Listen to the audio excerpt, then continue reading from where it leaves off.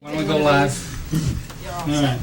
Welcome, folks, to the May 16, 2017 meeting of the Cohasset Board of Selectmen. We'll begin with a roll call. Jack? Jack Kennedy here. Diane Kennedy here. Kevin McCarthy here. Paul Schubert here. Steve Gomer here. Okay. What I'd like to do is invite all those who wish to participate. Pledge of allegiance. I pledge allegiance to the flag of the United States of America and to the republic for which it stands, one nation, under God, indivisible, with liberty and justice for all. Okay, if I may, Yes. just tack one thing on the beginning of our agenda before you even start. Yes. Okay, so it's like staff comments. Where's my, oh, there we go. If you could both come up. So we just received, and one we can pull down, show that. Okay. We just received, Oh, the big one. we just received The our killer one. fifth CAFR, the Comprehensive Annual Financial Report Award from GFOA, just came in the end of last week. You can see we got another little button on the board. Fabulous. And if you open that up, we got Holy cow. our little certificates. Congratulations. Got a nice little smile. We're gonna need an awards room in our new Well, we're gonna be town hall. using the shelves here, right? We're gonna have to buy like a big So, table. So you want to explain, in case people get just kind of roughly what's that for, so people know. basically, this is for completing a highly comprehensive financial report and meeting rigorous standards on an annual basis. It requires us to go into much greater depth than we normally would have to go. And there's only, there's a number of, most high-end governments use this as a benchmark to show proficiency and to be transparent. So it goes into much greater depth than a typical budget. Good. So, and we've been doing it now for this year. So how many towns in the state get this?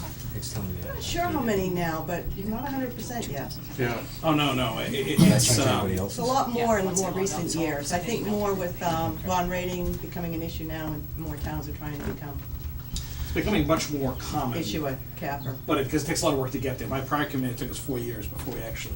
Wow. So, And I think, us achieving a AAA rating, this is part of what yeah. contributed to us Absolutely. doing that, obviously, so. But I really That Absolutely. saves town money. Saves Yeah. money. a lot of people involved, a lot of committees, a lot of board members. I really want to thank Paul and Mary for all the work they did. I do too, thank you very much.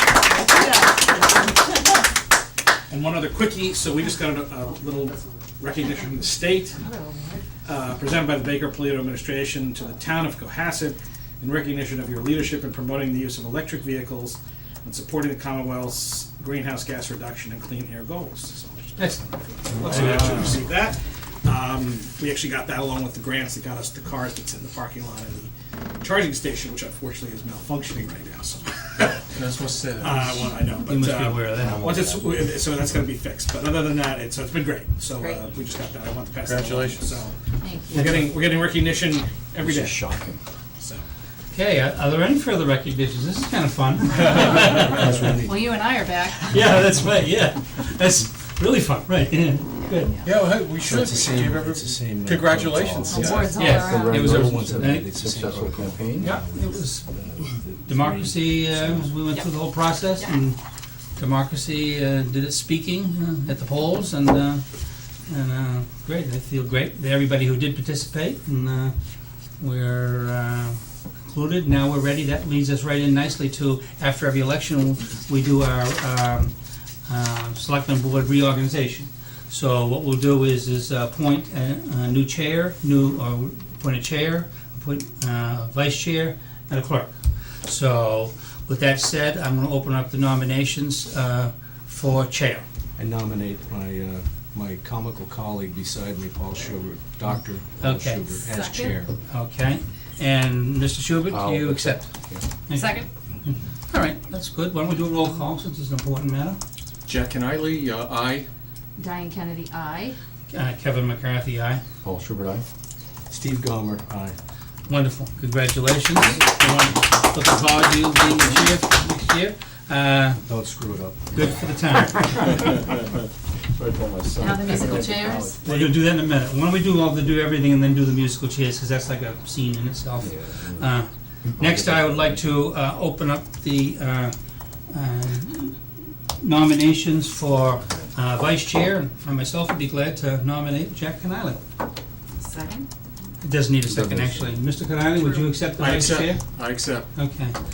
Okay, then, any other nominations? Not hearing any? Fine. We'll go ahead and do a vote on that as well. Start with Steve. Oh, reluctantly, aye. Thanks, Steve. Kevin McCarthy, aye. Diane Kennedy, aye. Do I vote on myself? You can. Jack Kennedy, aye. Oh, my God. That's unanimous on both of those. Congratulations to both. We look forward Thank to you very much. being vice chair. Forward to working with you. Yeah, it's great. All right, next is clerk position. Do we have any nominations for clerk of the Board of Selectmen? I nominate Diane Kennedy. I Okay. second. Now, Ms. Kennedy, would you accept? Yes. That's good. Okay, we'll go ahead and do a vote on that as well, starting with Steve. Aye. Steve Gomer, aye. Paul Short, aye. Kevin McCarthy, aye. Diane Kennedy, aye. Jack Kennedy, aye. Congratulations, Diane, you're our clerk once again. Okay, folks, that's the way democracy works. We've transferred, reorganized, all in pleasantry. We've done everything but pass out cookies, which we'll do later. That being done, I'm gonna go ahead and, we're gonna now change seats, and Mr. Schubert will take over as the chair. I'll miss you, Bruce. So, the other way it goes. You can stay there, you're gonna, No, that's all you gotta right. switch all, you gotta all. Yeah, we're gonna go around. switch, yeah. You switch? I sure am gonna miss you, really. See ya. Watch out for Jay. You got me back Oh, in I see. again. I like the seat, actually. Can you I'll get up shower for- now before the Yeah. meeting. Oh, you two?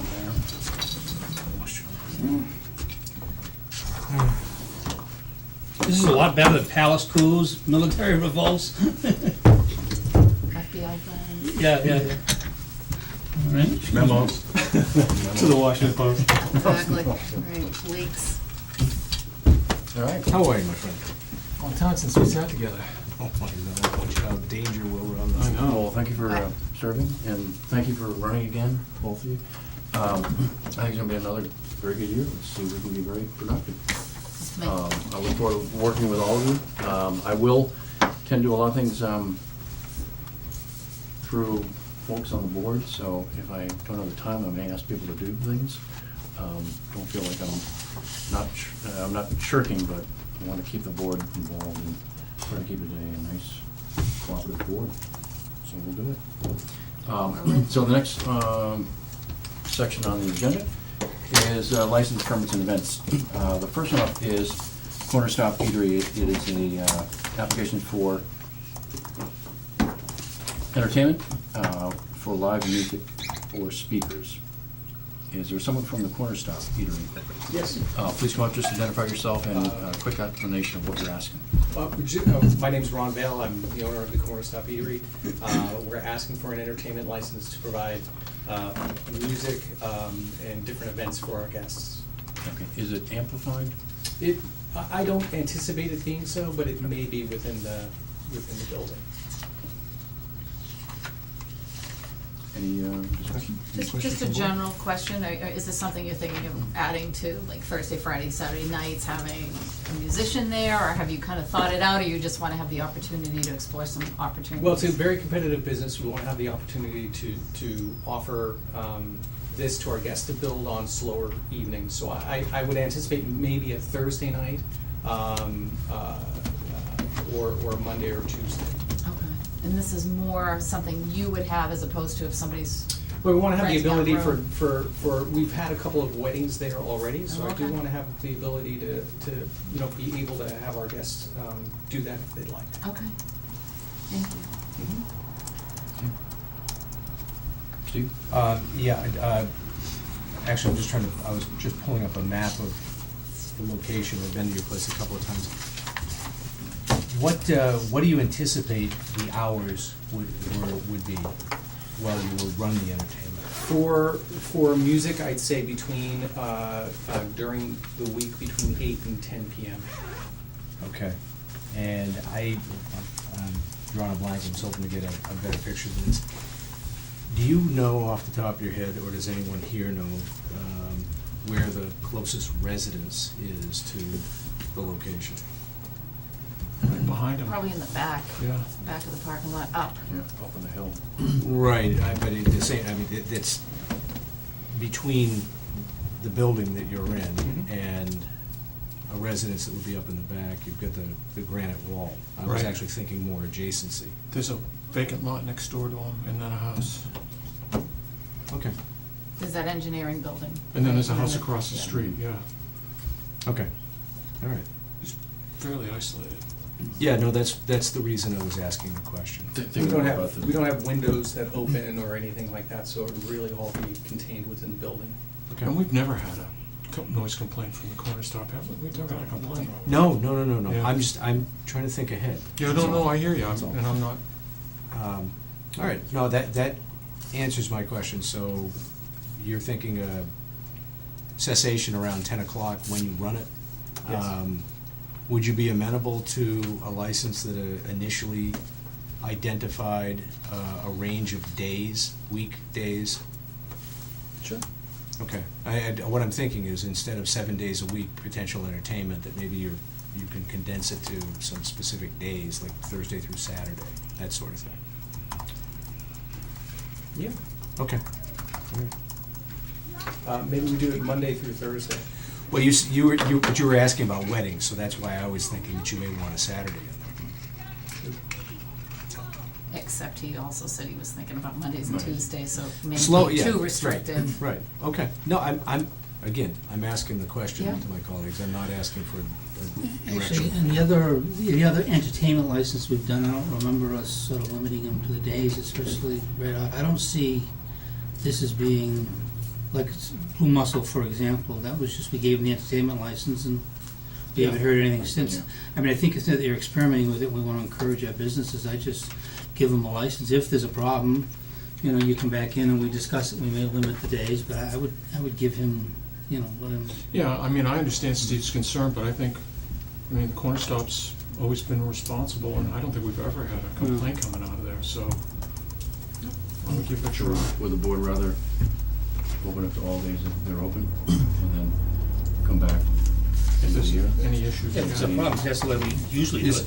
Yeah, that's what. You okay with that? Yeah, no, it's not a restriction of the days and so on, it's the caution, I did pull this up, it's the caution that I have. I recognize that you're not looking to open doors and windows and the like, but to the extent Yeah. that we offer this out, we may want to recognize that we have placed some restrictions on previous applicants with respect to sound.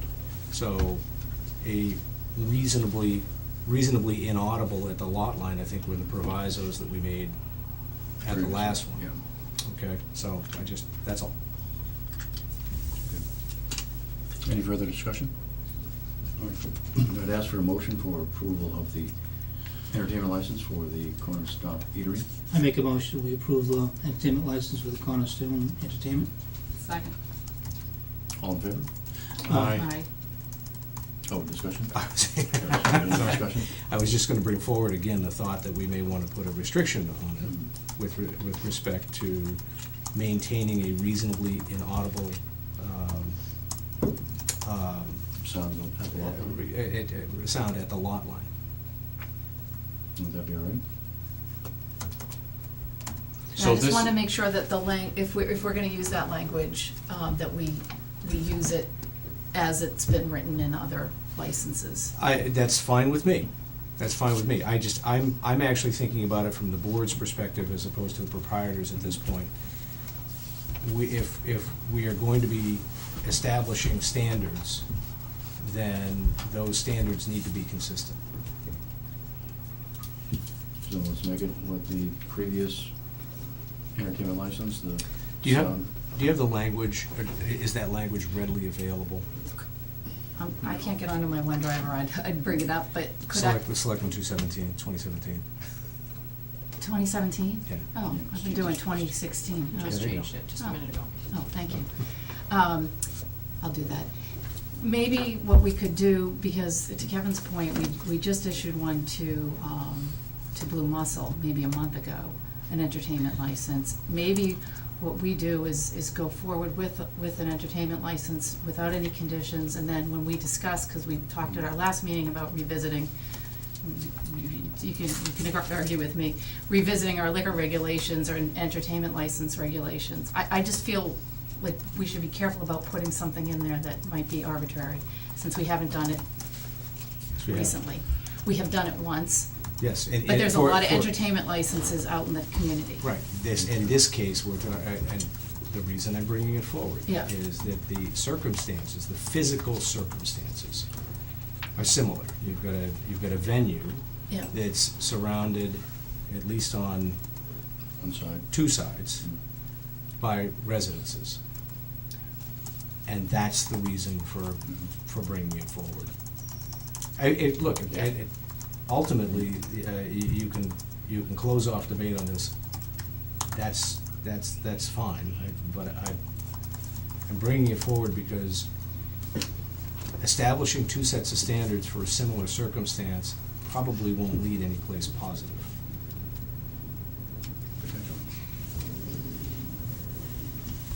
Okay, so I'm totally confused. As it What are stands we now, gonna it's a- vote on here now? Well, right now it's a. Right now, the motion's clear, it's just Motion's approval clear. of It's the a- license. It's a. Unrestricted entertainment license. That's Like right. Blue Mussel. Okay. Any further discussion? No. All those in favor? Aye. Aye. Aye. I abstain. It has nothing to do with your application. Are there any no votes? Nope. It passes 4-0, one not voting. Thank you. Okay, thank you. Thank you very Thank much. you, good luck. Thank you very much. Next up is a permit application for South Shore Habitat for I Humanity mean, I understand what you're trying to do. for the annual Ride for Habitat's 11th annual one on Saturday, 6/10, and it's shared bike ride. Hi. Hi, how are you? Good. I'm Sarah Amaron, the Community Relations Manager at South Shore Habitat. So just in brief, we've done this through the town quite a few times now. This is our 11th ride. Family-friendly ride. There's 3 different routes, a 15-mile, 25, and 50. On the map that we provided, the 25-mile and the 50-mile are what go through Cohasset. We say 50 riders to be on the safe side. We usually have less than that go through on the 2 different routes. And there's they don't stop in Cohasset for anything. Those happen in our other towns. So they're not stopping for food or water. They're not stopping for restrooms. And behind them we have safety trucks that follow behind each of the routes just in case there happen to be any incidents along the way. Although we haven't had any in our 11 years. So fingers crossed that we continue that way. And does it cross anywhere 3A? That's probably the main concern as far as bike riding. It does on our 25-mile. It goes over when it's on Beechwood.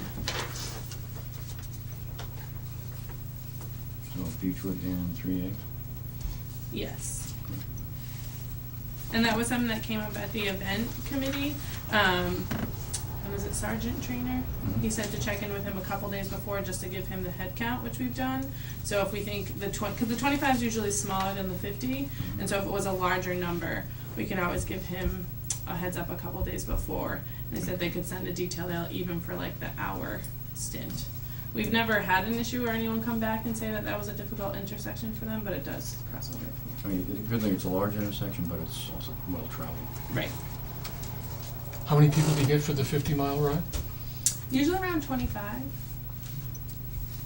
You wanna do it? Yeah, gonna say, I you- think I'm. Yeah, you could do it. Yeah. You got 51. Any other comments? No. No. I make a motion that we approve the application for the event for the Habitat for Humanity that we've just been presented. Is there a second? Second. All in favor? Aye. Any opposed? Passes 5-0. Thank you. Thank you. Good luck. Thank you very much. I maybe should have mentioned this before you voted, but one of the things that we included in the letter was we have asked in the past to waive the fees for the day. And last year it came to the decision that there's a lot of time that goes into processing the application, and we truly respect that, so we paid the application fee, but not the fee for the day. And we didn't know if that How would much, be. that would be a separate motion anyways. Okay. You might, Yeah, go ahead. how much is that you're talking about? How much money is it? So in the application it said, To figure according to the number of people that are in it. yeah, so up to 50 people is $50 a day, and 50 to 200 people is $100 a day. And did we waive this last year, do you remember, Chris? Anybody? No, I don't remember. I think that the times we have waived fees, we've waived the application fee and not the permit of the day fee. As much as I would love to be charitable. I think when we talked about, when we set these standards, we felt like there was so much involved in terms of our administrative staff setting stuff up that the actual event, some of them are 3 days and some of them are 2 days and some just come in 1 day, that those are the fees that we were reluctant to waive, but that we would waive a more modest application fee, which I think is like $25 or something. Yeah, I think it's what it is, right? Yeah, because last year the event fee was waived, the 50. And Really? we paid the $15 permit application fee. And so what have you paid now? The permit, They paid but the not application. We paid the $15 last year. But you have the event fee waived. Mm-hmm. Okay. Is there a motion to have the event fee waived? Okay. I'm just a little uncomfortable just because it hasn't been our practice. I mean, I would be inclined, just depending on the board, to lower it in just this instance, so we can, if anybody's even interested in talking about that. You know, lowering it to $50 instead of $100. Move the question. Okay, That's the only way it can I move that we lower the event fee from $100 per day to $50 per day for this particular Habitat for Humanity bike ride on June 10th. Is there a second? Second. All in favor? Aye. Aye. Aye. Aye. All those opposed? 5-0. The event fee. And Is there just- anything else to I remove? was just gonna, and just for future planning, because we never know, we know usually up the week before how many people we'll have. So, and because we didn't pay it last year, is that the event itself is usually around 100 people. So is that the category that we would typically fall under if only 50 of those go through Cohasset? There's a, Good point. I think the point was They're splicing what the I think the point was the impact on Application. Cohasset. Yeah. There'll be 1,000 people, but if only 50 of them come through Cohasset, it's a 50-person event. It's not a Mhm. 1,000-person event. Okay. So that's the triggers. Does that make sense? Yes. This, likewise, though, I do believe it's worthwhile to adopt a concrete policy with Yes, respect to stick fee to it. waiver. yep. Right. And this, like our liquor regulations, are probably something we should really revisit, because it's been 2 years since we instituted all of those across the board. Okay. Thank you Good so luck. much. Thank you very very much. Good luck. Good luck with If it. you're interested in riding, I'm gonna I sign can up. sign you up. Yeah, got one already. I'm gonna hold you to it. I know, I'm getting ready, I'm You know gonna how do to Pan find it on the Mass. website, Cohasset.org. I don't wanna pass out and end up in an ambulance for the Pan Mass Challenge, you know? I'm certified in CPR, and we have SAG trucks that Thank follow you very behind much. you. Take Feel care. much better. Water stops, bathrooms, not in Cohasset to help you out. Yeah. I'll stop at my house. Thank you. Thank you. Good night. Next up is the one-day liquor license for the First Parish. Let's see, is that the True Blood Hall, and it will be for the Genesis Chamber Singers' second annual Gift of Music. Welcome. Thank you.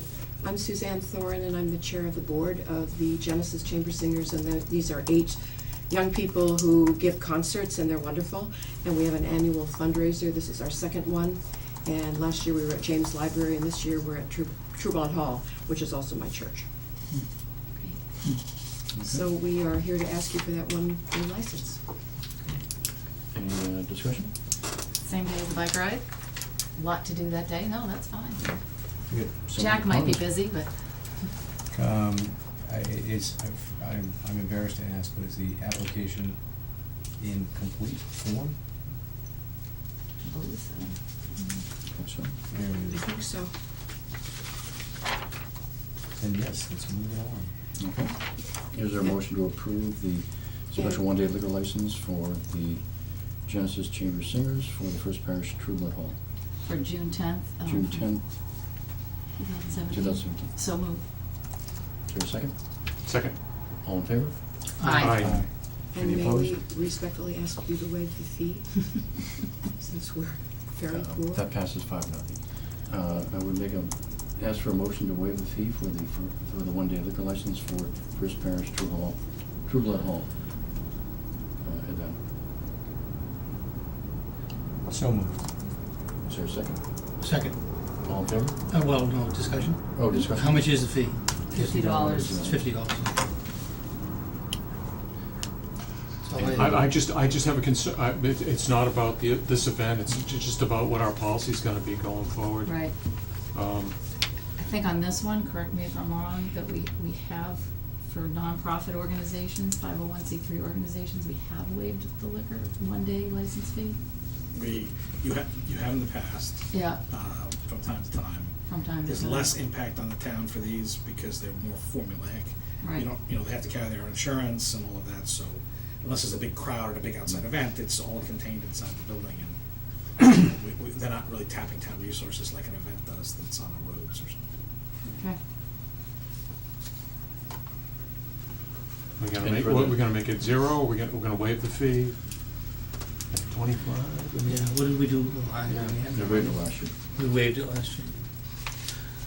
So I just, Seemed to me we need to do a policy on I this, think like the so. next 2 or 3 meetings or so, yeah. Yep. Because this is gonna come up a lot. Yeah. But if we did, so we've got a motion on the table, Motion right, and and second to second. waive it, right? There's a motion and a second? yeah. Mhm. All in favor? Aye. Aye. Aye. All opposed? 5-0, fees waived. Thank you very much. Thank you very much. Good luck. Enjoy it. I should just ask anybody else to come. Yes.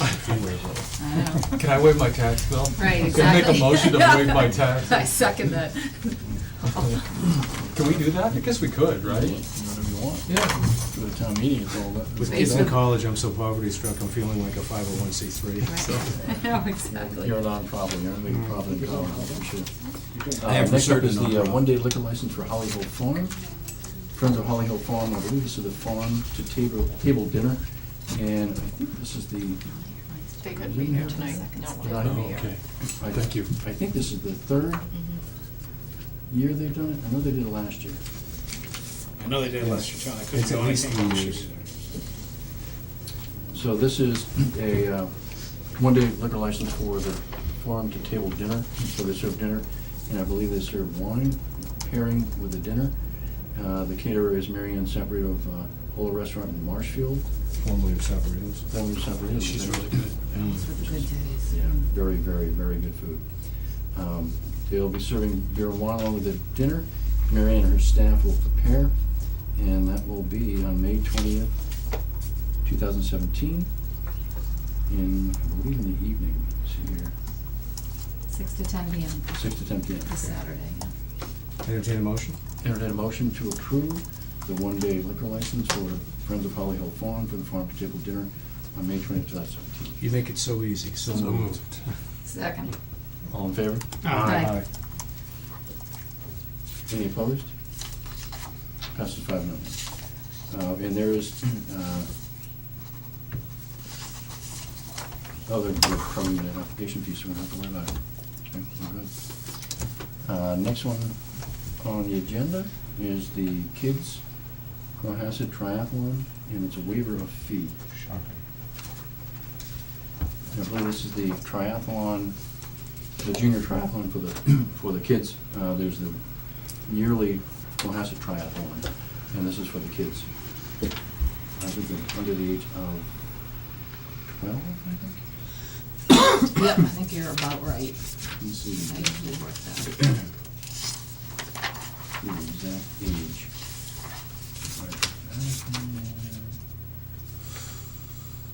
And they're asking the $400 special permit fee to the town of Cohasset be waived only for the Cohasset Kids Triathlon. The kids event annually has a net income of approximately $500 to $750. And Bill Burnett, who is running it, said if I were to pay the permit fee, which I haven't had in the past, will drain the profits of the event and putting on a very healthy, good effort of getting kids out to stay active and healthy. He comments that the $400 fee for the triathlon, adult race has already been paid. So I'd ask for a motion to waive the Cohasset Kids Triathlon fee. They are not a not-for-profit, just to be clear, so. to my knowledge. Yeah, so I was gonna ask, is there a fee that the kids pay, and how much is that? Does anybody know? It's based on, you can explain better. Oh, I can't explain it. I could pull the application. I don't know what they charge per person. There is a fee that each kid pays. You don't know Right. roughly what that I is? don't know. Right. I could pull it if we want. Fee. So this is similar to the Habitat situation where, you know, I think when we devised these fees, this fee structure a few years ago, after working pretty hard on figuring it out and comparing it to other communities, we were pretty confident that we could get away with that these were very modest fees, and that we were not gonna address this, we were not gonna waive the special permit fee, we were gonna waive the application fee if needed. And this is also not a nonprofit. Right, and I do believe this net income figure because the costs are pretty huge. There are significant details, ambulance, there's also, you know, just the chips, you know, probably whatever it costs to enter, it is probably cost. So I believe the finance is given here, and I guess I would, you know, think if we were gonna be willing to do something, whether we might do something like what we did with Habitat, which is split it. So, I have a quick or I hope it's a quick question for Chris. If police and fire need to be on site for, in this case, the children's triathlon, who covers that cost? If there's a detail, it's generally passed through to the entity itself. Okay, so from that perspective, we're really looking at a cost for processing the permit itself, right? Because races like this are always there's always meetings and all Right. that. So it's more involved than processing a one-day liquor license, for example. Right. And the kids triathlon has had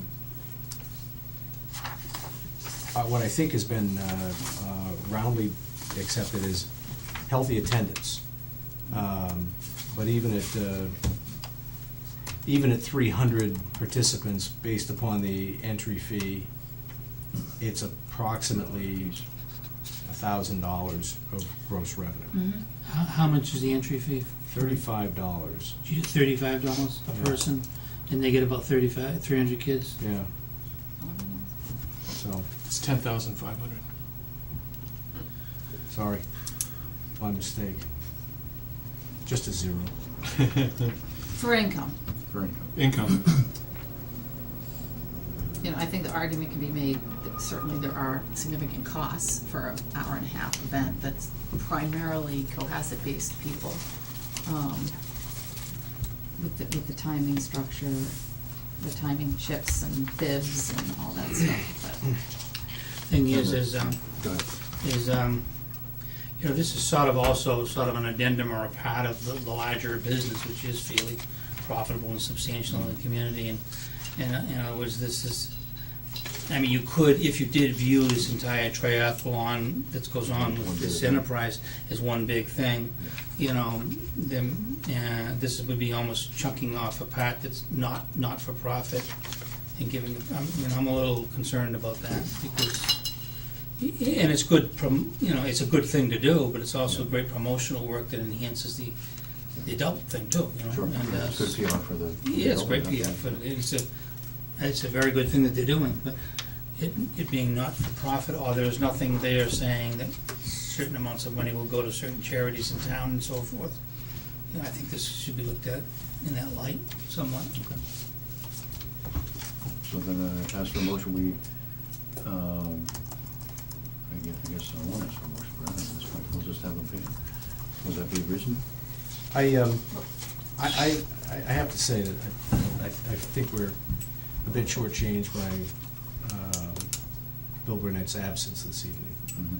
I think it would be worthwhile to hear from him before we simply dispatched with the request. I recognize that timing's an issue, but in the same vein, the time of the staff engaged in reviewing plans, preparing, offering their insights, et cetera. cannot go unacknowledged by us.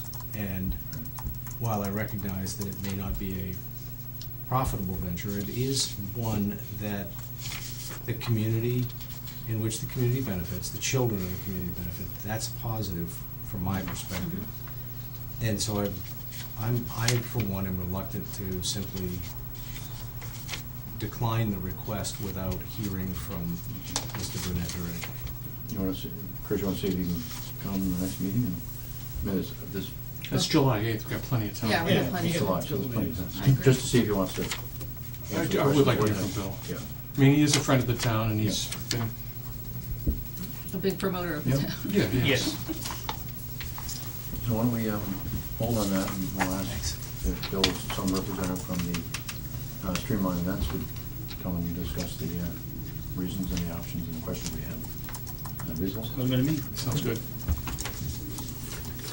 Next up is the annual review of transient vendors. So there's a whole bunch of ice cream trucks. This is one from Everett that wants to sell ice cream at Candy Beach. Candy Beach? Candy Beach. Who can take a sunrise? That's right. I'll make a motion ask for a motion for the application for a license for, Yeah. Doing business as Zack's Ice Cream. So moved. Candy Beach. He's gonna be selling ice cream at Candy Beach. So that's probably a typo. Is there a second? Yeah, is there a second? Did you second? No, second. Any discussion? No discussion. All in favor? Aye. Any opposed? Passes 5-0. Okay. And the next one is the application for a license for South Shore Refreshments LLC doing business as Dell's Lemonade. And this is the Dell's Lemonade truck. So moved. Second. Any discussion? All in favor? Aye. Any opposed? Aye. I'm sorry, I was an aye. 5-0. 5-0, it passes. All right, next one up, let's see, is Nona's Homemade Ice Cream. Kristen Donahue is asking for renewal of the mobile ice cream truck. So long as it parks in front of my house. Well, what I was gonna suggest, because, I'm not sure what this is, could we have them come to the next meeting and bring some samples? A tub of it.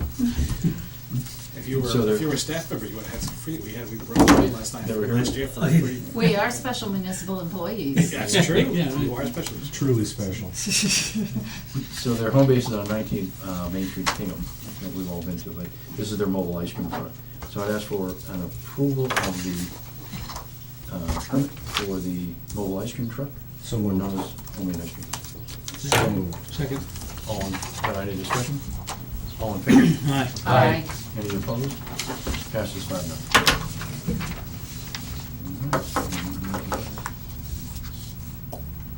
Okay, and we are up to all facilities stickers discussion. Carol St. Pierre is here to talk to us about the pricing structure of all the fees and what goes on in town. We're running early too. We are? Keep it going. Good work. Keep it going. You gotta talk about it. Caroline, I have to tell you about this now. Thanks for coming. So this is basically, it's the town parking dumpster. At Sandy Beach and the transfer facility. There haven't been any rules and regulations updated in a very long time. So you have in front of you the proposed, a vastly simplified pricing structure, which we'll talk about in a second, and then the rules and regs, which really kind of clarify what we've been doing for a while. The dates have been changed, which is good, so Carol, I'm grateful to have moved the dates up. What that's likely to mean is that the ones we're issuing now will be truncated a little bit. There'll be a 9-month permit instead of a 12-month permit. But the proposal is to reduce the rate. At the current, once upon a time, and you please correct me if I'm misstating any of this stuff, it was 50, period. 50 per sticker. Yeah, and there was changes upon the basis, 65 for the first and 35 for the second, it's gotten confusing and crazy. We're proposing that it go back to just 50, period. That way people have one sticker, they save money, and if they have two stickers, it's the same as it was anyway. And the others are basically riffs off that. 25, half price permit fee for seniors, and 25. That's 65 years of age or older. Yes. That's another way. Yeah. The government island permit. Down to 57. Getting there. The government island permit is for those who, that's for people who have commercial lobster boats and stuff, I think, right? They have to be on the Harbor Masters moorings. We have there are people who have non-vehicle permits to dump. It's usually a senior who doesn't drive anymore, so they're allowed still to go to the transfer facility and the beach, and so if their child comes down, their son comes down, they put a piece of paper in their vehicle that allows them to go to the beach or go to the dump. You mean in whatever vehicle they happen to be in? Correct, Yeah, so- correct. So Because if they don't have their vehicle a relative anymore. from another Right. town came. So it looks like that, I put my town seal on it, I put the town seal on it, if you copy this, Boyd shows up on it. Oh, okay. So that would explain, like, your state tags down at the beach in the summer. Some, Yes. maybe. Yeah, okay. No, because I've seen a Well, couple. They would put in their dashboard, so there's Yeah, 3 of them I didn't on look here. at the dashboard, that would explain. There's a few things. So you would, the senior would put this on the dashboard of their son's car or their daughter's car Mhm. that's taking them to these facilities. Businesses can also get a permit, mostly to use the dump. I don't think we let them use the beach. Do we? Well, if they get it, if they, Okay. if you give them a sticker, it doesn't let them. So that attaches to a vehicle that attaches to the business. Business has to be in town. We have 2 hotels in town, and we've historically given them, they're the only people that have had what amounts to transferable passes for their guests. The proposal is to charge $100 each. One can have up to 3. There's 2 locations, and they'd be $100 per, and they're only seasonal. They're only allowed between Memorial Day and Labor Day or something, or. No, it's all you. Oh, it's, all right, sure, I'm sorry. People do go to the beach all year, because it's pretty. I don't think they're used a lot. Probably not. If you rent for more than 60 days, you're considered a resident, you buy a resident pass. If you rent for less than 60 days, we're proposing a fee of $100 because you're a temporary resident. And it's the same thing, it's this piece of paper. And you get a piece of paper, it's non-transferable, it goes just to you. Is that something that could be used for, like, properties that families own and they just use it in the summer? So they could get that for the Jones family, and then when Martha Jones shows up after? So that would be a trust, lot of, Okay. well, I forget what we were gonna do for a trust. Well, and if a house owned by family trust, the Mhm. trust document must be supplied, it's under Article J. Trustee must provide a copy of valid registration and valid same-name driver's license for each vehicle receiving a sticker. Is that the bylaws? Well, this is the proposed. This is proposed. Oh, so people have to pay $50 per vehicle. Right, so if you wanna change that, that's, There aren't many of them, there aren't really many of these in town. They're landholders, right? It just happens that the land's held in a trust, that's the only Yes. difference. Oh, I'm sorry, here it is. Yeah, so they're counted, that was a good catch, that they're counted just as a regular sticker. As a regular sticker. Okay. The rate for us is 60, so let's say someone decided to, I don't know, you're off touring in Europe, and you rent your house for 30 days, someone can get a sticker.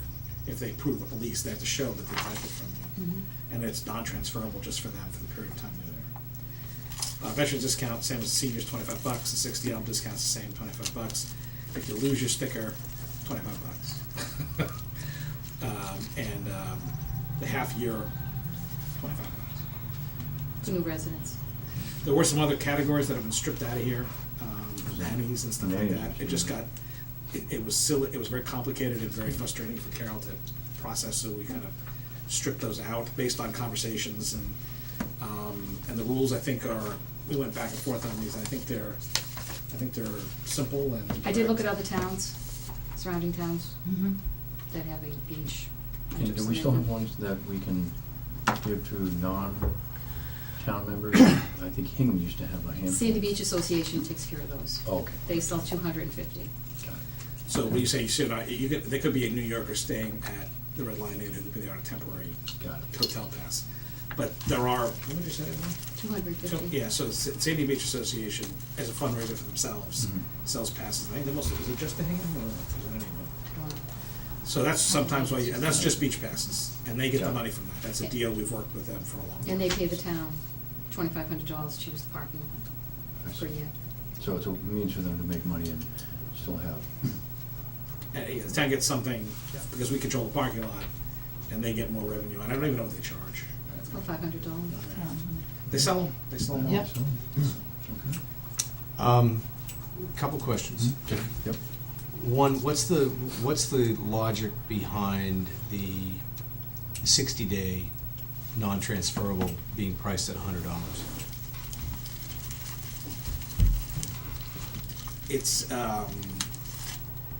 there's, well, we had to we went back and forth on various numbers. We decided to match the hotel, basically, that's what it came down to. Because they have rotating passes, and this would be, they have to pay $100 for each of them. They're in business, these, it's $100 seemed like, I mean, you could change the numbers, I mean, I don't think either Carol or I wedded to Right. anything. For the start is just to try and figure out what the Yeah. thinking was. The thinking was, well, they're kind of like a hotel, and so, but they're not transferable. In this case, they would be transferable, though. We don't want to. We didn't want to get into the whole Airbnb thing of people renting weekly. You should have a sticker you can just transfer to every single guest because we'd have no idea what's really Right. going on. That can get very confusing. We only have a couple of places in town that have ever even done that, to my knowledge. So, but it becomes you want to be treated like a hotel, but you're not a hotel. Okay. So I will tell you, there's a couple of places that have done that. That may get a little aggravated at us for doing this, but we can address it, I guess. So this rental pass for less than 60 days, would that have an expiration date on it? Yes. It's based on they have to come in and show you how long they're leasing. The lease, they need to bring their lease agreement. So it covered the date of lease. It could be a week, it could be a month. Right. Okay. A couple other questions. One, we had talked informally in the past about using all facilities stickers as a benefit for employees who don't live here. I don't see it covered as a category. Is it something that came up in discussion? We've talked about it. We haven't proposed it. I have no objection to proposing it. I do think it would be considered a great benefit by staff. Well, I mean, if it used, I don't mean to get into open conversation about how it might be most appropriately used. Right. But it's a sweetener in a conversation that may be of interest, especially to a number of folks who work diligently for the town, but don't live here, and may not have access to a beach. Definitely worth having. I mean, if that's something you're interested in talking about, I'm sure we'd be willing to have that. I'd be interested to see it in a contract with a concession. Well, if you want to offer it to me, I'll believe me. I We knew where you were going. people have talked about that before, and by the way, that's a nice benefit. Yes, it is. And it could, like I say, that wouldn't be that we wouldn't let people in the dump, but we most certainly would be like a Sandy Beach temporary pass. The beach open. Yeah, I could see. I'm sure there's people on a break who would love to go to the beach, take a walk. I mean, in the winter we don't. We don't enforce quite strictly in the winter time. But in the summer, somebody might want to go down on a Saturday, Friday afternoon or something, and they have to work. It'd be a nice benefit, I think. Definitely something I'd be happy to take back. The other piece is a question that I have directly for you. Now, enforcement at Sandy Beach typically is conducted by a person assigned to inspect the tag on the way in. Enforcement at other places around town from a parking standpoint is haphazard at best and maybe non-existent at worst. And probably the best example that I can give to that is trying to put your boat in the water at Parker Avenue. On my own, I had to sit and idle for the better part of an hour, waiting to get my boat in last summer. And so I took a stroll. Of the cars in the lot, 3, and their trailers, 3 had a sticker. How many were there? The lot was full, that's why I was idling. Um, And so I now, that had, with that a one-time event, I wouldn't bring it up. But just as a little personal jihad, I spent the rest of the summer occasionally going by on my bike, or, you know, when I had the opportunity with the car. Because I'll take the dogs for a swim off of the ramp. And I have never found better than half the cars parked there on a busy day having a sticker. So for our pride in you know, finally bringing some simplicity to the issuance, may I humbly suggest that the enforcement makes them valuable, not the issuance, the enforcement. Yeah. Because if you don't enforce it, people eventually say, what do I need it for? Right. I mean, the same thing with the transfer station where people drive in and may not have a sticker. I gotta tell you, I mean, especially the first 2 months around the sticker changeover, don't attempt to get into the transfer station without it, Right. which is Worse, the good. people that won't use their blue. We're, that is something we're actually we're working separately. Though this, we've had a lot of, by the way, we've talked a lot, and I think we've talked about some alternatives to the whole system. I think we'll get into after this cycle has started, and to simplify it further and to streamline it. We've talked about license plate readers. We've talked about Yeah. scanners and stuff that might make the transfer station work easier, and the beach and all Right. that. And there's technology that allows to do some of these things. I think it's a big step. So we've been taking these, I won't call them baby steps, they're real substantive steps, but that's the next big conversation is, do we want to simplify the entire system? But not yet. On the stickers, is there a way to put like a barcode? There are barcodes on them now, right? No? They were not. Oh, they're No. not yet? No. Yes, the answer to the question is yes, we can, but we don't at the moment. Good. Weren't we talking about this? No, we can't. That might be the easiest way to do it. But you need a reader Yeah. or a gate But we or would need a something. read or a gate, right? Yep. Right, so. Stealing from Stop and So Shop. is this something we should queue up, knowing that these are gonna expire in March? Is Yeah, that so right? we're gonna pick Yes. this conversation up again, probably in the early fall, after we've talked more, and see how the summer works. Right, We are gonna begin an education and enforcement effort at the transfer station in conjunction with a recycling grant program that our regional organization got. In fact, I need to find out what's going on with that, because we met with them about a month ago and signed an MOA. So I know they're working out the kinks of who goes first and all of that, and we wanted to really take full advantage of that, because I think we need to re-educate there's a fair number of people who are comparatively new to town who may not know how it all works. What you can recycle, how the transfer station works, why the bags have to be what they are, because they're blue, right? Yes. Yes. So I was afraid to use the wrong color. Why the blue bags are pay per throw. The whole point of it is you pay for what you throw away, and you can't recycle the bags. And Right. So we have to get off. I mean, you're not beating the system. All you're doing is you're making neighbors pay more. they go in and then they dump it. You dump it and you pull the bag out. Yeah. It doesn't- I mean, it doesn't. That's not okay. Yeah. We actually we've been approved for a camera system up at the transfer station, which we will be installing for Yes. security and for safety. But we're going to re-educate Live people as web how this all feeds. works, and there's a logic to it. I mean, it keeps it off the tax rolls. You pay for what you throw away, and it's supposed to be self-supporting. We have seen Right. a little bit of an erosion, though, and it's the same thing with parking, right? If we don't enforce, people are kind of like, well, why do I bother with the blue bags if I don't have to enforce? We could put a big flashing red light over I also want to make it Someone simpler, pushes a so button we and want to uses the blue simplify flag. it and make it easier to enforce too, so. And a little bag car comes in. Look, I have brought it up on a number of occasions, specifically with parking. The Parker Avenue ramp is just, I mean, it's a very small lot as it is. Right. So to park your car there all day long so you can go day boating is one thing if you're a resident. If it's another, please bring it to a town with a bigger lot. Yeah. Last one I always had, this is a separate question.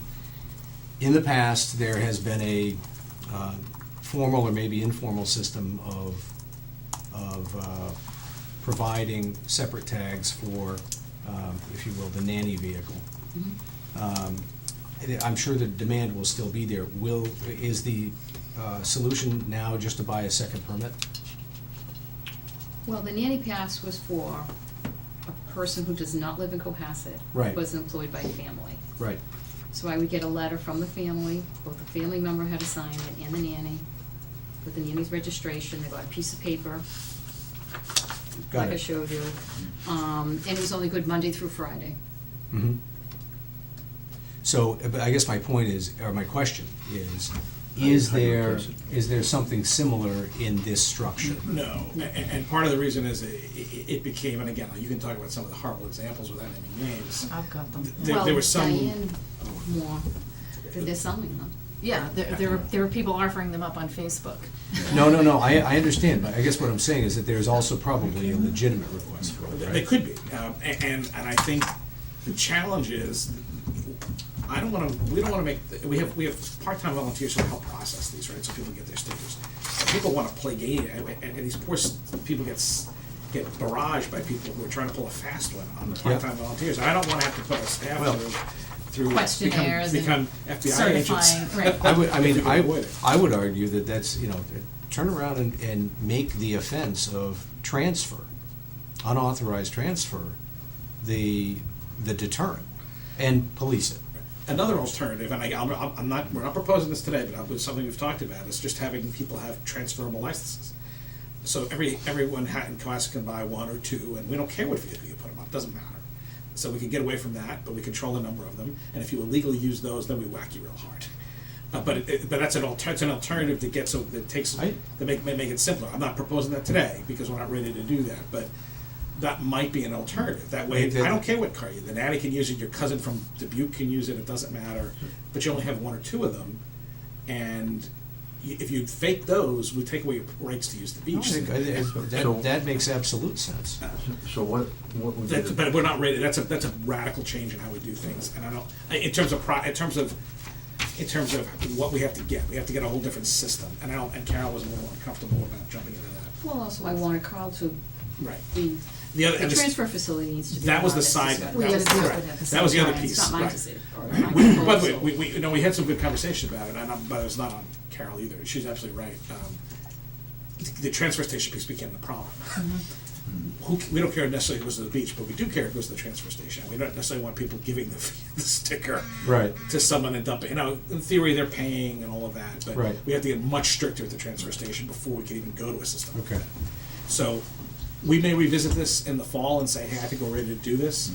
Otherwise, we'll have to have different passes, and that will get very confusing. If we have to buy a separate pass for the beach and a separate pass for the landfill, the transfer station, I'm sorry. That was that way a long time So how would it ago. happen now if you have a nanny in your house, registration from New York State, and they want to go to the beach? They could bike there. We They would can't, have- Or they well, just we use can't- the have to family use the car. car. Now, Yeah. by the way, this is The the kind, if family you want to vehicle. add another category, we can do that right now. Right. How many are we talking about?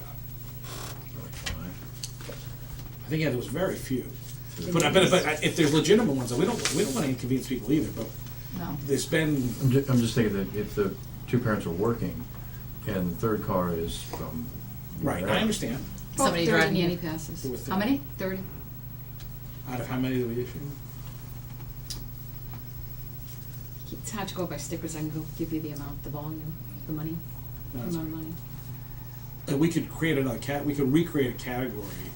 Well, let me put it this way, I bought 4,800 stickers this year, 200 more than last year, and I ran out. First time that I've been here that I ran out. So there's probably enough out there. So we're just giving a piece of paper right now. People coming in, a lot of people buying new vehicles, a temporary, replacement pass. Right. So I ordered 5,000 for next year. So can I suggest we just go with the plan and see how it works this year, and then Sounds sensible to me. Make a motion that we approve or ask for a motion for the town parking use permit price list for the town of Cohasset as stated. So moved. Second. second? Any discussion? I think you're asking for some blowback if you don't give Carol some capability to provide an accessory permit. So, could we So what do you mean think by? about just having them buy another permit, but going through the same process, but not having it transferable? So in other words, this is my nanny. this car, it's not registered to my address.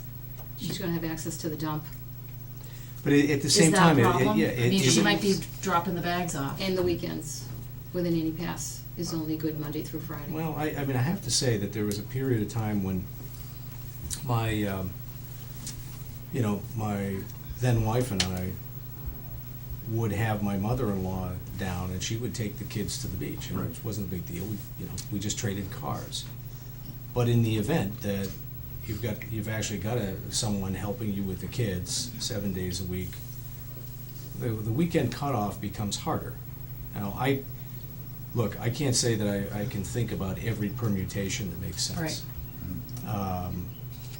And I recognize that we don't want to open up all facilities, but at the same time, typically, if you've got someone that spends that much time with your children, they become, for a period of time, part of your family, right? This is not a stranger, and I have to say that if the nanny that we had offered to go to the dump, I would have said, yeah, absolutely, please do it. Because that's part of sharing the load. Yes, they're an employee. Yes, maybe they don't live in town. And they may not have a car that's registered in town either. They, in all likelihood, do not have a car that's registered in town. There's gotta be some way to do this. And 30 passes shouldn't make or break this, but 30 loud voices can sure make a miserable time. No. We could come back with something for you at the next meeting, because the passes haven't got, well, technically going until June 1st, right? I mean, June 5th, we're starting to sell. Yeah, so we can still amend it as a Yeah. next board meeting. So if you adopt this now, we can come back with a proposal. Yeah. for I think the keys to it are that a pass for a non-resident in this category needs to be associated with the household. Ultimately, the responsibility of the administration of the permit, or if you will, the permit itself, is the responsibility of the household sponsoring that person, right? So in other words, if the nanny It's abusing the system. If the nanny abuses the system, the responsible party may be joint, or we could hold that it's not the sponsoring household is the sponsor, is the responsible party, right? And if we're worried about protections. But ultimately, if it's not a big number, I do believe that it's a relevant category, because I suspect that we've got 30 households buying permits, but 75 using the beach, maybe more. And maybe there's just another sticker that's literally Monday through Friday, Friday sticker. Friday beach sticker. Yeah. And we get 50 of them. I don't know. So, what does Situate do? What is, do you know what They don't have Situate nanny does? passes. No. You know, my mom lives down the Cape. You can't go to the dump without a sticker. You can't go to the beach without a sticker. You can't put a boat in the water without a sticker. And I have to use her car. That's what I do. And that's one of the reasons we talked about a transferable pass that you can buy for your house. Right. But that would, we have to fix the transfer station piece before we can do that. And I guess where I'm coming from on this, at its core, is that this would be the radical change, Right. right? This would be the radical change that would create The transferable. It would create the headlines. Right. And there probably are only, one or two scofflaws that have been abusing it, True, the children are 30. Right, exactly. Saying they're hiring someone to, We've seen that. yeah. So right now we have. So we have a motion on the floor for approval as it is, but I think going back with the, Well, that's true. Well, I'm happy to come back and bring you something. yeah, something like a modifiable nanny pass, I think is what it comes down to. Well, I mean, it could be a healthcare, it could be somebody who's doing more than that too. I mean, in this day that we live in, I mean, it could be Right. somebody who helps an older couple too. I Right. don't know. It's a weekday pass. So a weekday pass. That Well, we that identified. non-vehicle would be that's the true. resident owns that. Who's ever is helping them. Doesn't have to be a That's true. child. Then we can It just do it could spend on be a vehicle permit. That's true. a health aide But the that's non, driving them to the beach to Right. sit down or It's to just go the- to the So dump. non-vehicle transferable Except that's what we have, kind of, right? So the non-vehicle transferable pass gives the opportunity for it to be abused. The question is, can we do a weekday, something that's actually a sticker that is assigned to a car? Well, these actually are not very transferable.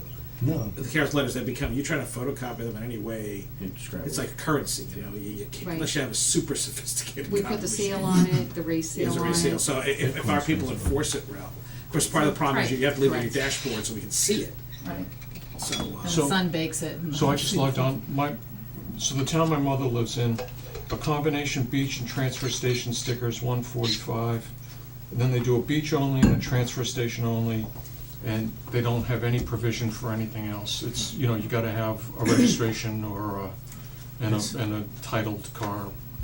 Having said that, add some perspective, that's Chatham, for heaven's sakes. Of course everybody wants to Well, come if down. you adopt the rules of this tonight, we could come back with something that So, Carol's The coming. As rule for, says no nanny pass. This is, The motion is a the second. rules say no nanny pass. No, I know, we could, I'll have to amend the rules I then. think it's been made and seconded already. Ask for a vote on approval of the town of Cohasset town parking use permit, priceless as stated. All in favor? Aye. Aye. Nay, I'd like to see the amendment. Okay. And the regs, And the, and the regs too. The regs. oh, okay. And ask for approval of the Cohasset All Facility Rules and Regulations. Second. Oh, so made. Second. All in favor? Aye. Aye. Nay, again, same reason. Okay.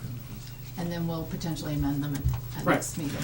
And so just So so I they have the pass permit, 4-1? give me a so are we talking about the same price as a regular permit too, just so I'm in the ballpark? You don't have to vote on think this. so.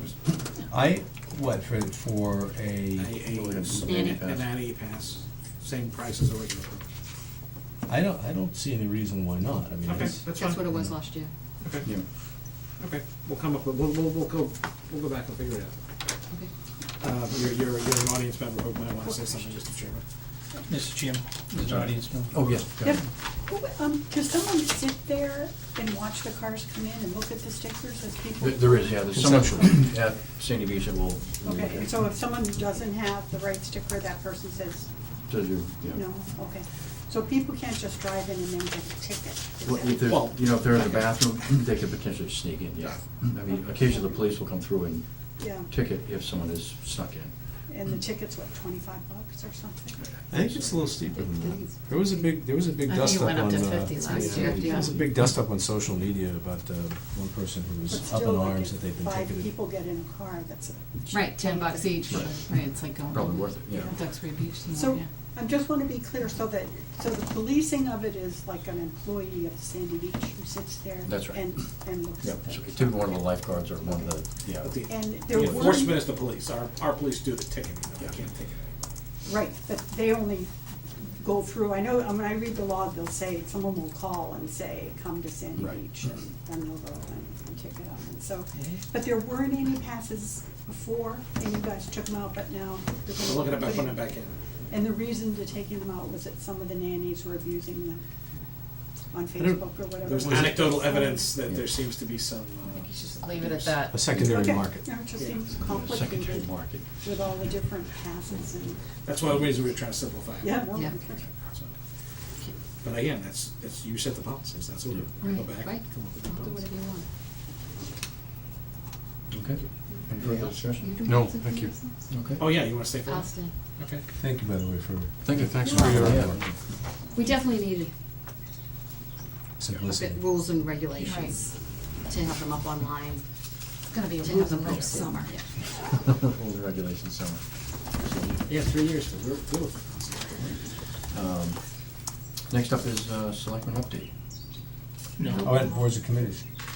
Oh, I'm sorry. Yeah, no, don't Oh, jump on that. sorry, Jesus, skip it, skip it. All right. 15 minutes for that, that's optimistic. Jump to the top. No, it's You're not actually appointed, easy you're just right going now, over the, yeah. So every year, some of the members in various committees come up for reappointment or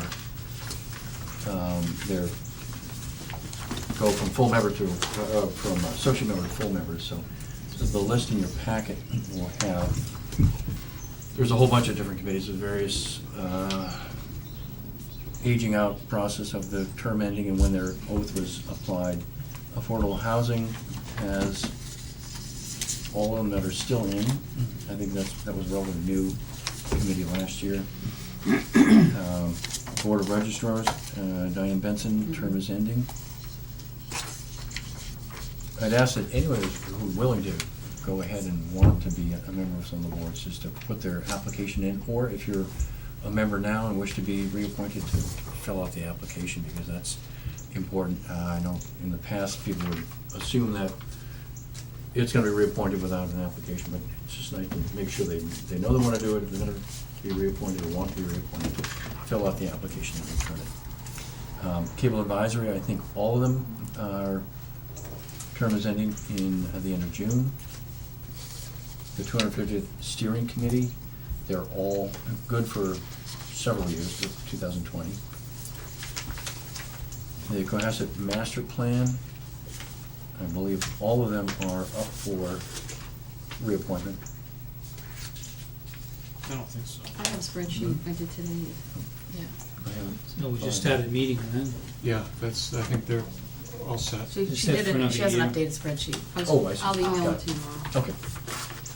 No, false correct, the master These plan are just the does dates expire. of the, Does it really? Oh, I yeah. thought you just chose 1 year. It was a just one-year to- appointment. yeah. yes. Yeah. Why? Why do we do that? Because I I don't thought we know. were gonna be done? That was Could crazy. be.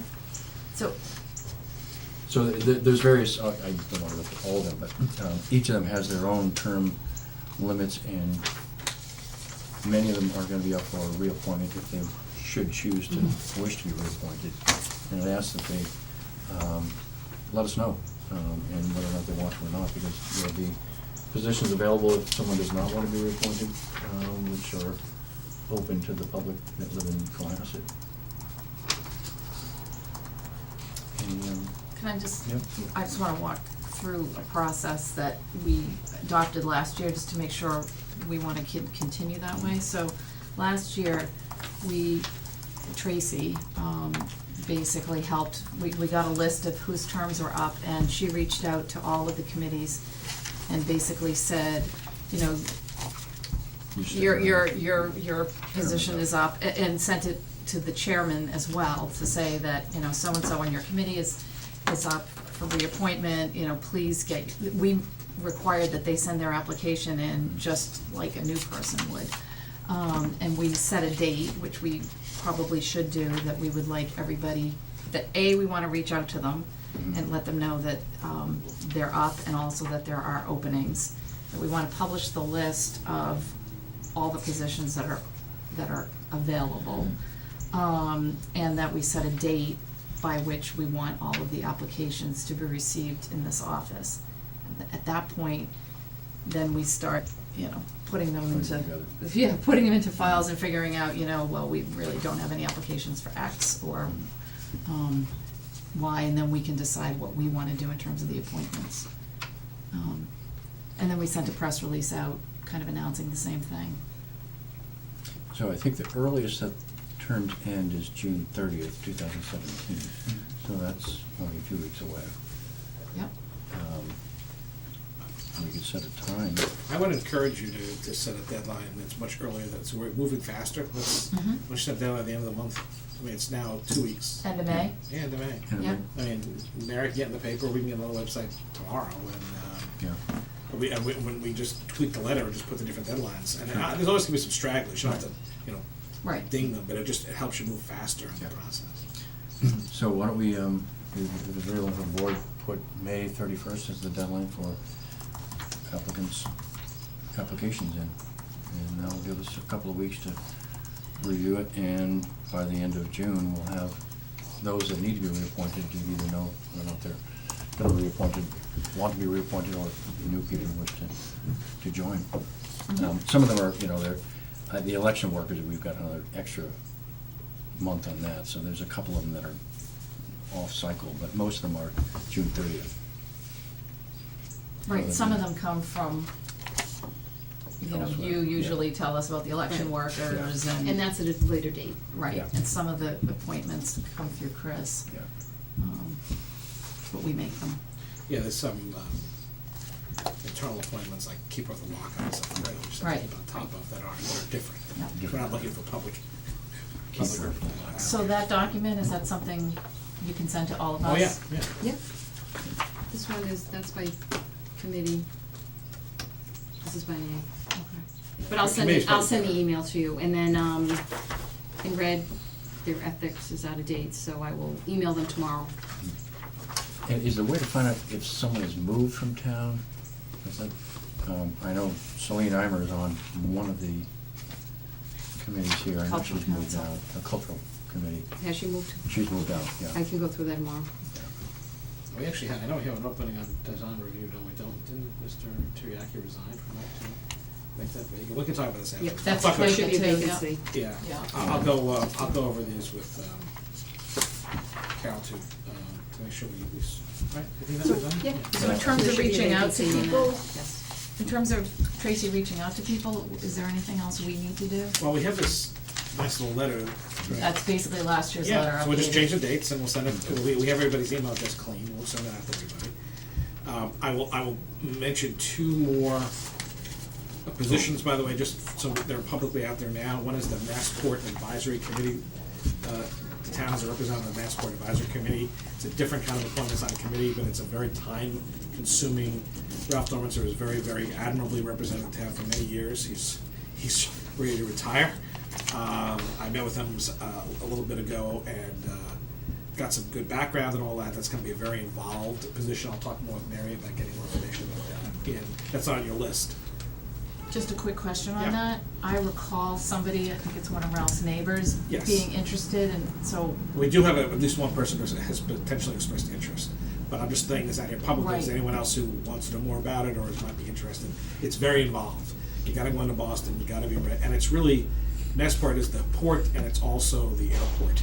And it's the flight path. But, Yeah, yeah. they Ralph just- spends most of his time working on the flight path and by the way, they issues. just changed them. They did, There was a this big morning. political This It morning? was really noisy this morning. state house situation.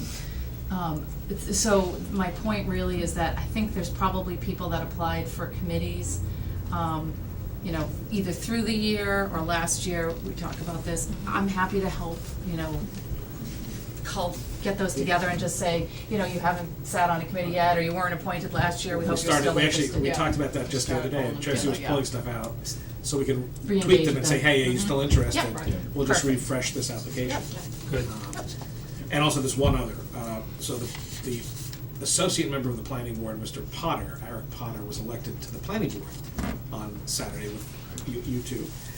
So he's now resigned. He resigned today. He resigned today, his associate seat, so that seat now needs to be filled by the planning board meeting jointly with the board of selectmen.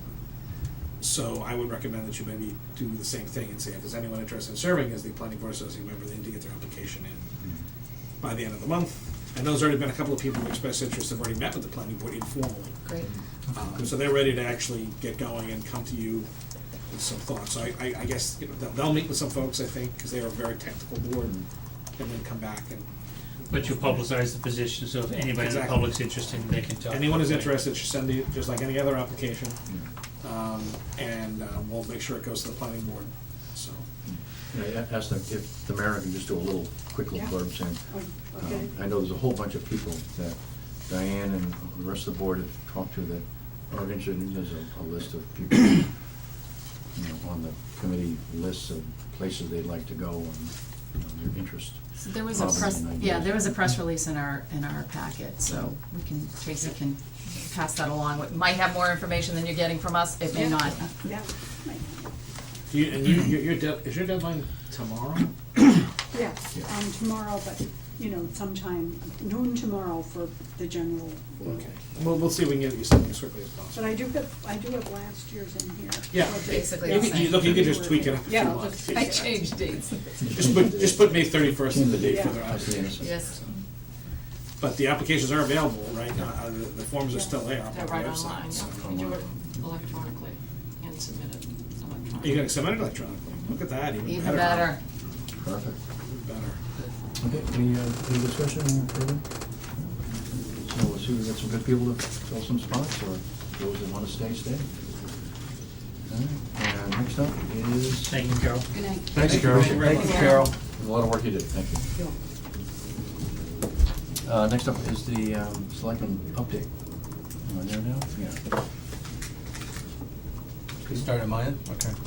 I had a individual conversation with Chris earlier this week, and so Chris, I hope you don't mind, but I'll use this as the opportunity to air it so the board is aware of it. I had been asked by neighboring businesses about activity above and behind both the car wash and Avashan, and then also by the owner of the gym where I exercise on occasion. What the activity was between those three. There was an awful lot of earth moving going on and the like. And it was of concern to the neighbors because their understanding was that they were within a district, a zoning district, that didn't allow that type of activity. And it was pretty obvious, pretty blatant, and relatively continuous.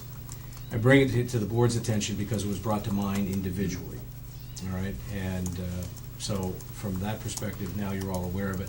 I also asked Chris to, whether or not he might engage the appropriate agents under his purview to investigate whether or not there is something to respond to from our bylaws. So It turns out, but I was trying to send you all an email, and I just never was able to get to it today. It turns out we have been investigating for the last couple of weeks.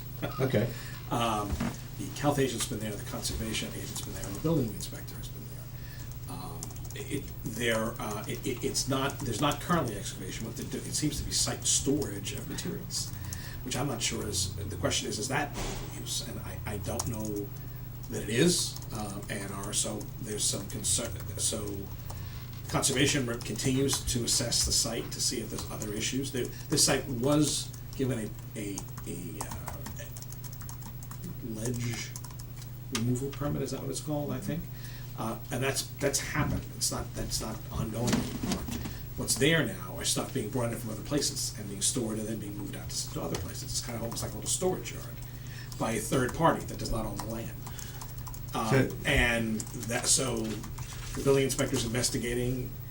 It doesn't appear on its face that it's a legal use. And illegal or No, legal? It does not appear to be legal. Right, I mean, okay. Yeah, Thank so, you. and I'm not calling it illegal, it does not appear to be legal on its face. I'm the building inspector, I did not have a chance to talk to them, but I talked to other staff who have talked to him, and he's in the process of trying to sort this out and figure out what's really going on and get it rectified. My understanding from the first-hand accounts that I was given by the abutters is that it's not just I'm bringing in dirt, dumping it here, then taking it out later, but rather that they are sifting gravel actively, and I look, I walked the site. There's an awful lot of detritus back up there. The way I described it, stumps, etc., which don't just happen to arrive there on their own. No. They've been. There's a gravel sifter there. There's an. Sure, it's not there to make the town place look officials, pretty. the appropriate town inspectors are on the job. Okay, great. So Thank you very much. location, it's behind Obashan, so It's the up in the car wash rocks. is here, Obashan's there, it's deep to that. Yes, exactly, it's deep to that. If you were to look at it from 3A and simply raise your gaze On the from hill. the store level at Avashan, you couldn't miss that. Okay. So, Chris, if we find that it's not an appropriate use, what kind of action do we take? It'd be cease and desist, And that comes from, building inspector, the zoning, in this case, the zoning inspector, because there's not a building there. So. Who does it go to? Well, the buildings, the building / zoning inspector would, if it. it would be the landholder, right? Yeah, it would go, Yeah. or and again, if we identify, and I believe that the property, the person on the property has been identified as well, it's not the owner of the property. They would be given a cease and desist as well, not Okay. to both, because you can stop the use as much as you can stop the owner, so, I'll get more of an update, but it has been looked at. Apparently our conservation agent and health agent walked the site, they've taken pictures, so there's So if you do a cease and desist, are there fines involved?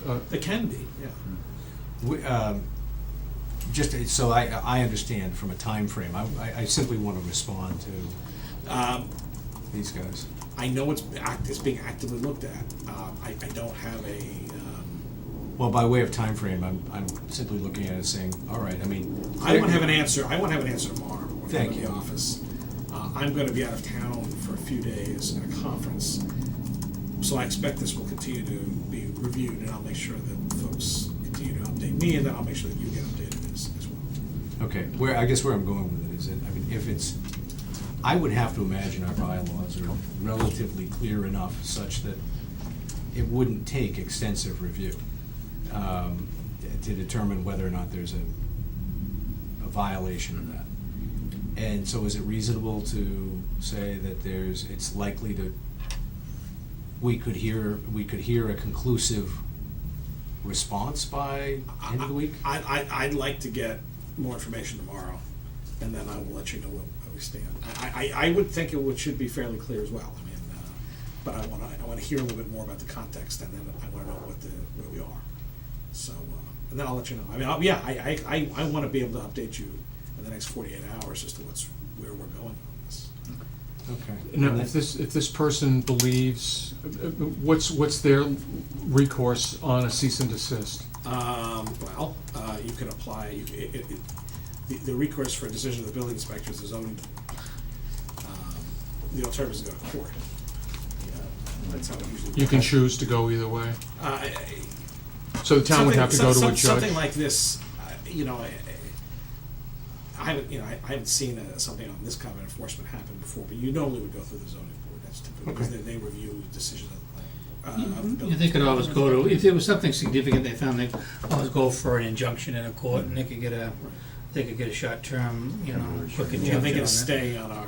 So if there's any problem that looks significant, yeah, they could get a quick injunction. So you go to Superior Court for Oh, yeah, something? and get it in a day if there's a You don't go to problem. land court, right?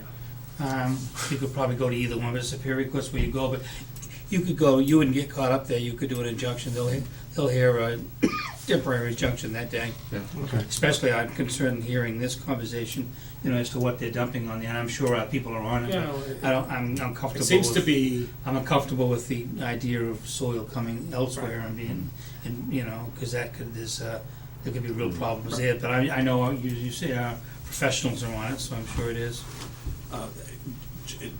Not to go too much further afield, so I've been talking with Chief Sylvia about setting up a municipal hearing operation here, which we do not currently have, which would allow us to issue fines and tickets and for building and fire violations, and have them processed here, be heard by a municipal hearing officer, and then go into court, as opposed to having to go to court to start it, which is very difficult because the courts typically don't care very much about these things. And so I went through a municipal hearing officer training, so I'm actually now certified to be a municipal hearing officer. And now we're going through the mechanics of how we set that up so we can issue our own tickets and process them internally.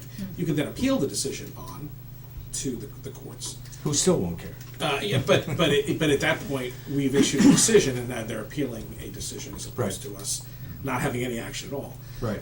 On a parallel track, and again, I know I'm stretching a little bit from this, but there's a logical train here. There's something called housing court. We're not covered by it in Cohasset, as a matter of fact, because Norfolk County is not in the housing court. Most of Suffolk County is not in the housing court. Most of the big chunk of Middlesex. The housing court is a place where building code violations go. It's a specialized court that deals in a lot of bigger cities with landlord-tenant and building maintenance issues. There's a proposal on Beacon Hill to expand the housing court statewide. We would then be in something called this Metro South region, which would be based out of Brockton, which would be another vehicle. And I'm told that that specialized court is actually very effective in dealing with building code and fire code violations, because that's what it's designed to do that. But we don't really have them in the sense that Brockton has, but something like this might actually end up there. If it was zoning, though, may not be processed that way. I'm not entirely sure if it's strictly zoning. I don't know if it would work that way. But if someone had someone was doing something illegal on with a building, we might, we didn't have the proper smoke detectors and stuff. We might be able to start handling those more effectively. We actually do have some people who flaunt those safety codes. So it's another tool that we'll be able to use in the future. So, for example, if we found that the fill in there was Well, contaminated, that would be that would then be conservation, and you'd go that route. Okay. That would be a little different. This is not directly analogous, but, you know, we're just looking at enforcement more generally, trying to get an ability to do it a little more tightly when we need to. right? You know, you don't want to be Big Brother and whacking people on the head for small things. But when somebody does something egregious, you Gotta have the you gotta hold them accountable. method. And right now, our tools for that are not as, Consistently. our toolbox is not as big as we like it to be. And likewise, if it turns out that there is a processing operation that's been taking place, that would remain with, or that piece of it would remain with the zoning code and go to ZBA. Yeah, but they'd also be regulated, actually, conservation, I think, issued some of this too, because there's, you know, Right, okay. there's always a wetland buffer issue in Cohasset. Yeah. Just about, so, that's being looked at. All right, thank you. This second item, I, like all of you, received notification today that a manager at Atlantica had indicated that he had left employment as of Friday. I just note that as of this afternoon, I don't think the town had heard from the owner, which is the requirement of a 24-hour period. I don't mean to sound like we've got the, the guardrails real tight on this. However, may I suggest that we ask the town manager to very simply send a clarifying letter. This is getting to the point of being beyond ridiculous. I don't think it's all that hard to, to alert the board. Yeah, to tell us. Right, and it's, Phone call. this is what, Tuesday, Mhm. right? Yeah. So we're 3 This is days Friday. into a 24-hour notification period, so. On that, one of my concerns, we kind of drilled it in the last couple of meetings, is we really need to have a list on file of the assistant managers, because presumably if a liquor license manager walks off the job, there is Should be a catch-all, there's Right. there's a process for the next person to be up there, so, it's not just an exercise in, just getting another spreadsheet pulled Right. together, but we really need to know that the liquor license is being held and managed by think whomever, so, And he's going into busy season. I mean, Atlantica was packed both nights, Yeah. and, the liquor license manager's there to manage, and, I'm concerned. As am I. When I heard this, I guess there was a little bit of foreshadowing of that, perhaps last week. yeah. And it's not clear if it's, disorganization, mitigating circumstances where he's too busy to inform us, or what exactly is going on here. But that all said, the town has been very cooperative and is willing to work. We're literally down the block. You just let us know what's going on. We don't want to find out by an email from a detained, But that's, my point in this is, that is not notification. No, it's not. No, The manager notifying us that he's leaving the employment is not the notification that we require. that's when the responsibility isn't on him, Yes. he's gone. No, I know, but I mean, I appreciate that. That he did. I let us mean, know. and technically, we shouldn't allow any events next week, right? I mean, over the weekend, we could potentially say, hey, there's no manager in place, you cannot open and run your weddings this weekend. Well, The It's concern, Atlantic. the concern Yeah, that's been Atlantic, that's regulated where by the the action board was is, last week. so what's the next step, right? As you point out, Jack, this is busy season. I mean, it's nice that they're open again, by the way. That's good that they're actually having open to the public and they're serving food. But this is also the busy season for their wedding business. And alcohol at weddings is pretty common. And I've heard. And it's not, it's a concentrated block of people drinking all at once. So it's not just patrons coming in and out of your establishment on a stroll. It's a whole bunch coming in and a whole bunch coming out at the same time. And so I talked to the chief earlier today. They're in the midst of their regular update anyway of all liquor establishments in town. So, and I understand that there was another agency may have been in town today as part of one of their random checks. Not just it happens. And so we'll find out what happened and we'll get updates. But I'll let you all know before the next meeting where we are. Because by the next meeting, we have to have some indication as to what's going on. Could you, to the extent that it's possible, just keep us posted Yeah. daily on whether we get a list of managers, just because this is something that I'm sure we're all hearing about. And I did speak with, I happened to run into Mr. DeLisi, Jeff DeLisi, at another event, just passing in another board meeting.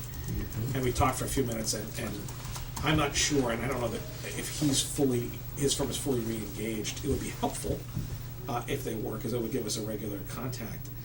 But we will most certainly reach out to them tomorrow and just say, I'm guessing you're saying, please send a letter, we will. Yes. We've heard this, what's going on, please let us know, and we'll go from there. Yeah, I would send a letter saying, is this accurate? If it's accurate, we need a notification from you that this is the case, because. And we need your next steps. May I also just ask that you, in the letter, point out the relevant section of our regulations requiring their attention to this in a timely basis. My last item, and it's a request, I know that you're going to cover an update on the Cunningham Bridge, and as has been discussed, there's been an extended work schedule on the Beechwood culvert replacement project. Could we have an update on that? By update, I'm asking for some of the, an update for the board on some of the considerations that have gone into extending that schedule over time, and what that can mean for us, if it has to be an executive session at some point. Yeah, I am going to meet with board next. I'm expecting we'll meet an executive session in 2 weeks to talk about a couple of things. I will, though, publicly state that the town continues to focus intensely on the project. The temporary water line is in place, which allows the additional construction to continue. I believe that there was some preparatory work for the placement of the new culverts that has happened, and we're monitoring it literally constantly. Okay. Thanks. So have we been doing change orders for extending the length of the project? You know, you do change orders for cost overruns, but you also do change orders for lengthening schedule. We're in ongoing conversations with all our parties involved. Okay. Anything else? Nope. Anything else from you? No, I'm good. Okay. Everything? I got a couple of things, of course. I just want to put a plug in again for getting on our goals and objectives as soon as possible, especially with the kind of momentum that we had at town meeting. I definitely think we need to at least have a discussion about whether we want to take some leadership on the land alteration bylaw and try to get that moving as part of our goals and objectives. So I want to get on that. Also, Could I ask how we're gonna do that? Are we gonna do that in open session, or? yeah, we have to do it in open session, yeah. Wait, I mean, what you goals can and do, objectives? Goals and objectives. Yeah, you can do your 5 goals, 5 objectives, and bring it in when we have the. We went off-site, we went over to the senior center last year and just kind of sat around the table, so it was more, and Lisa facilitated it. It's just something that, since the board's intact, you know, we're not onboarding anybody, it's probably worth getting on sooner rather than You know, later. like last year. Right, unlike last year, we had the remedial sessions. Anyway, just putting that plug in. Well, let me stop you for just a second. So Lisa and I have been talking, and she's actually sitting in the back tonight, about getting some dates set. So if you can, I don't remember the exact, could you mind coming up for just a second? I think we just had the off weeks. Right, the off weeks of June, to see if you might be available. I think we're referring the 20th to the 6th, but we could do both. We figured we stick with Tuesdays, and again, look ahead. This would be for goals and objectives? Yes, so we Talking did, about June 20th? well, June 6th and the 20th. And see if those both, because I think we took 2 sessions last time. We Yes. might start the conversation on the 6th and wrap on the 20th, because on the 13th, I plan to do the year-end update as to where we are. There's a master plan meeting on the 20th for it, actually in the same building. We can figure out where we can go. So we'll figure it out. Yeah, there we go. We can actually be in the same, we can still be in that side room. Oh, yeah, there's plenty of room there, no, I was just mentioning it. And it doesn't have to be Tuesdays, I just figured Tuesdays are just our standard meeting. Something that, right. And this, but we're gonna conflict no matter what. Yep. At this point in the year. THRAC, the Town Hall Renovation Committee is meeting now regularly. Master Plan Committee is meeting regularly. I can't get out of that reality. Or another date, but I'm just asking, I'm not asking you to commit tonight, just bounce them off. We can set them next time. 20th looks fine to me. And if we need to push it later, actually, we can't push it too much later, right? So, Because we have to set person's goals and then staff goals. And then do his review. Following that, right, yeah. right. So you should be prepared to think about setting up another subcommittee to do me, by the way, coming up, to do the review of the town manager, and then in parallel with, doing your goals for the next year, and then my goals come after that, so. All right, It's so gonna be a busy month of June June. 6th, is that, Yeah. we're gonna put, that's. Well, I in mean, the if book? that's, I'm just throwing these out there as possible dates. We could start on the 6th and then continue 6 on is to the 20th. fine by me. You know what, I can't do the 6th. Okay. Sorry, can we do the 20th? We're getting late. Unless you could do it another date early, can we do it, is there another date early in the month? I can of do March? another day, yeah. I'm I know, going to Boston Paul, your Pops that schedule night. gets crazy. Yeah, I honestly don't know my call schedule yet for June, believe it or not. Okay. Well, But I can if you schedule can, that. I'll give you if you can let us know, by the way, you're allowed to talk about meeting dates by email, it's not a That's right, violation of the yeah. meetings law, so if you could just send me some dates, we'll make sure that everyone knows when they are. In early June, if we can maybe get it going, the first session, sometime in the first 2 weeks of June, would be great. And that's for goals and objectives. So yeah, start the goals and objectives process. We'll lock the 20th in. Is the 20th okay for everybody? We'll make sure that we'll lock that one in now. Yep. I think it'll be fine. Okay. The alternative is you clear one of the other 2 available dates and you just make that a business night. We just Yeah, make- so if we're done on the 20th, let's go ahead and lock in, let's do the other one now, why don't we? since Well, we- Paul has to check his work. Oh, schedule, Yeah, so- I'll have to check the schedule. Yeah, I can always juggle it around. If there are dates that if you could just send me dates that are either You can do either June 6th, great. very perfect or really good or absolutely unavailable. I'm okay like this, yeah, okay. All right, and just send it to Tracy, we'll coordinate them, and we'll go. I'm sorry, so back to you, Diana. Back to me. Just one thing that I was thinking about bringing up during facility stickers, but I want to just socialize it, and then we can take it off and discuss it another time, but at Black Rock Beach during the summer, tends to be crazy parking issues. Because there's usually 12 cars trying to squeeze into what are now nicely delineated 5 parking spaces or so. But a few people have asked me whether the boulders on the opposite side of the road, which is the Wadley Park, could be moved in, creating maybe 4 or 5 parking spaces on the left. I don't know whether that makes sense or not, but I don't know how we would go about even looking into that. I've asked Public Works to take a look at the site to see if there's things we can do. Okay, you know, it could be widening the road and just adding, I don't know, but I think it's worthy of discussion, because a lot of individuals, especially that use Black Rock Beach, bring that up every summer. So I've asked for that to be looked at, so. And then I'll hold off on everything else not important. Well, Kevin? I'm fine. What I have really is the review of the Memorial Day event schedule, which is coming up May 20th to the 29th. So that's kind of the full week of Memorial Day. And on the 20th, there's to the 29th. 20th is the Healing Field setup, and public's invited at 9 a.m. On the 21st to June 3rd, the Healing Fields are open to the public and be taken down on Saturday, June 2nd. On Tuesday, May 23rd, Rusty Skipper's band concert is going to be at the Veterans Memorial on Cohasset Harbor at 7 p.m. That's usually pretty well attended. It's quite nice. If the weather's good, it's a wonderful location. On February 26th, there's the Veterans Reception, 6 p.m. in the Historical Society building. On the 27th, the Saturday, there's the Healing Field Dedication Wreath Placement. That's 1 p.m. Sunday, May 28th, there's the Legion Honor Guard Overnight Vigil at the Cohasset Veterans Memorial, 8 p.m. to 6 a.m. And then Memorial Day is the breakfast for all the marchers at the American Legion, 7 a.m. The parade starts at Sawyer Street, 11 a.m. sharp.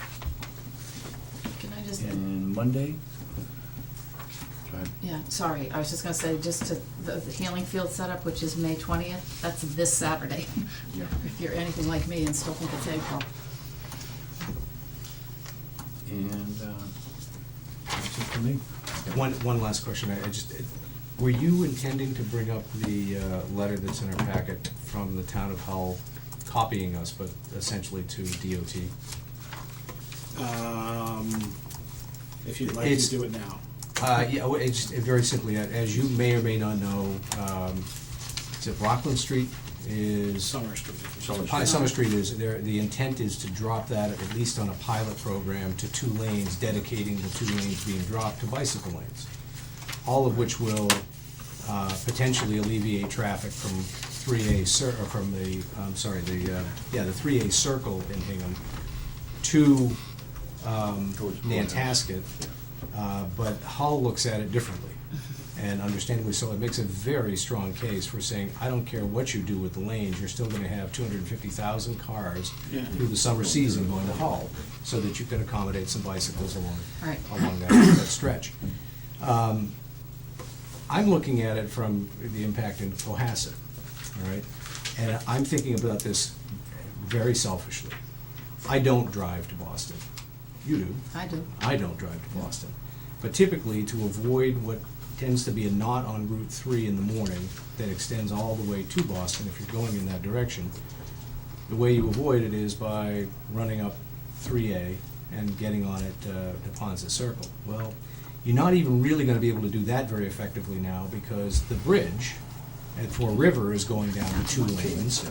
And the homebound commute, while 2 lanes at the bridge and slowing down there, is now going to be further slowed, and I would argue that on a summer evening, you'll probably find traffic backed up, stop and go to at least Wallaston. the shipyard. Oh, yeah. Yeah, down you know, there. from that the, end. yeah, from that end. Rotary, yeah, north. It might be worthwhile for the board to consider a thoughtful response supporting Hull's position.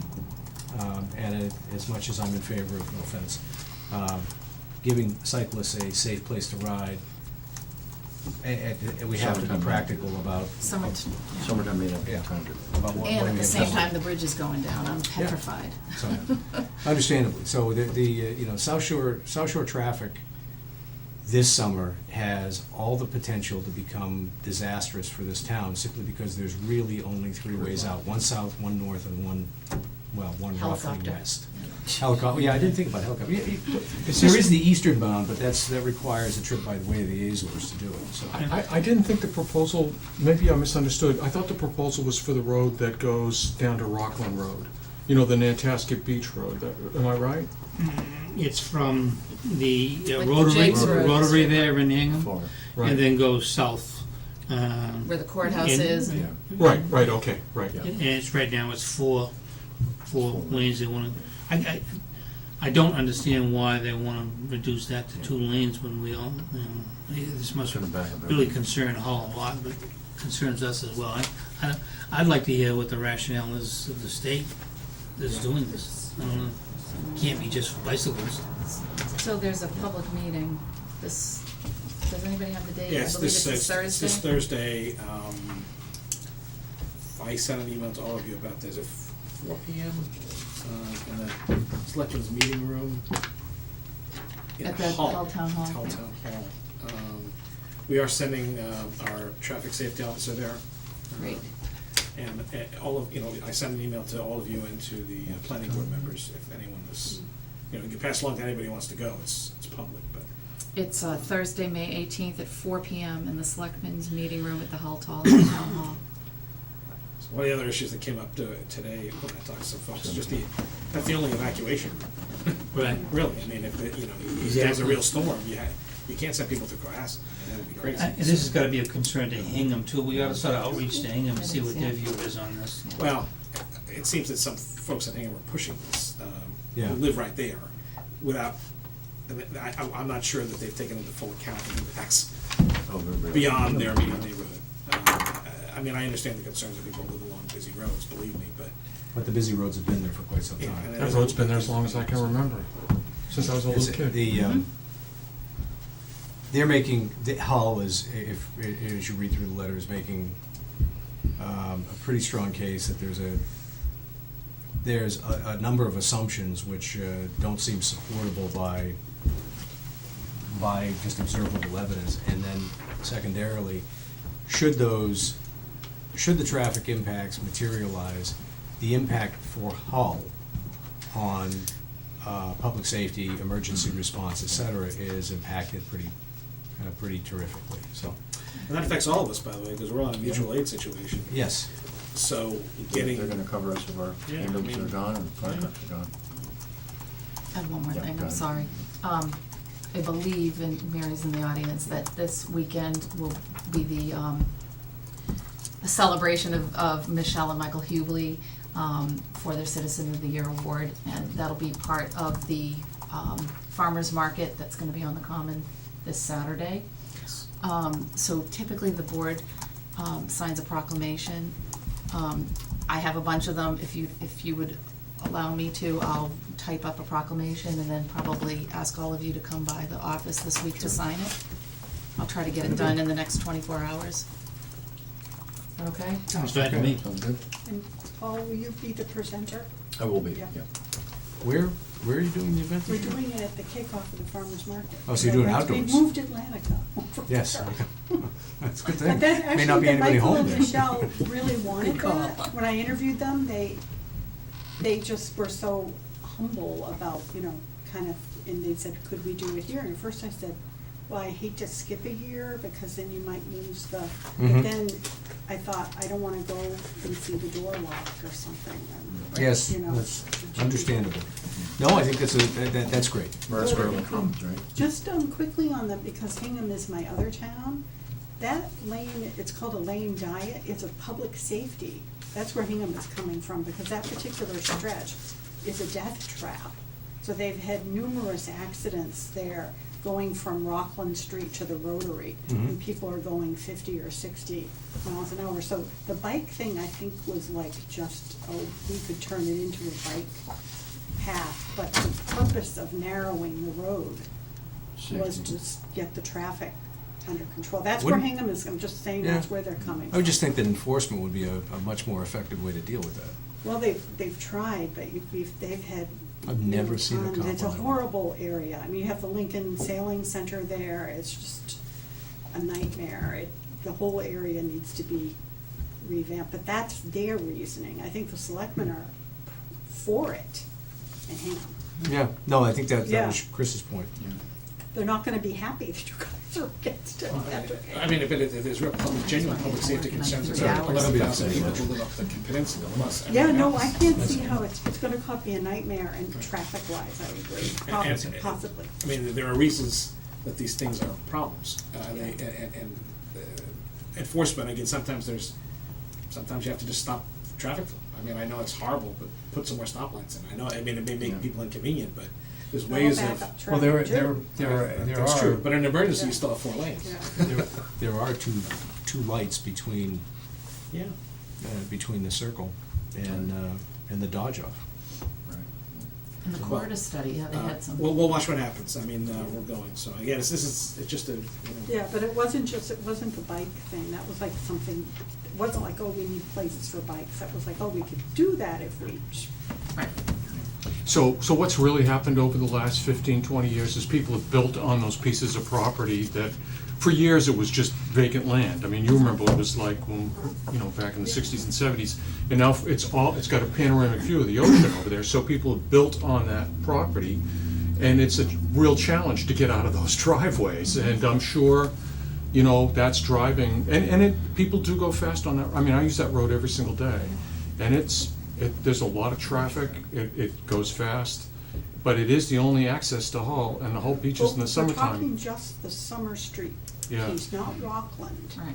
And Right. not George Washington Boulevard. Right, so it's gonna Northeast stop at the corner, lights, huh? It stops. Yeah. Which is the worst corner of Hingham. Yeah. More accidents there.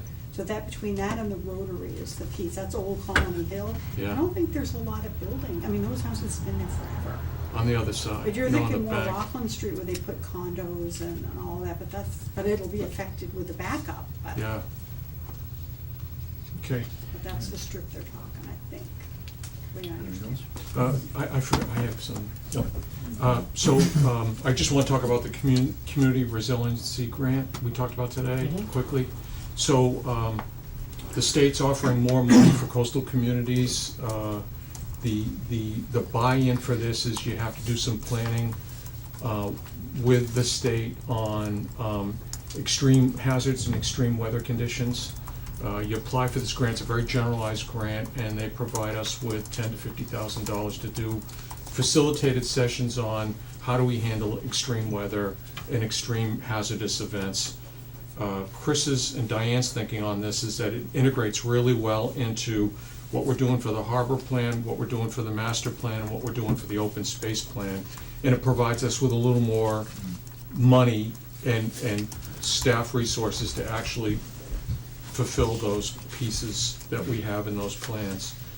It has to be in by Monday, so we were gonna ask the chairman if he would sign an open-ended document that, from the selectmen, that basically says, you know, we support the town working towards this kind of a program and actually doing a facilitated session.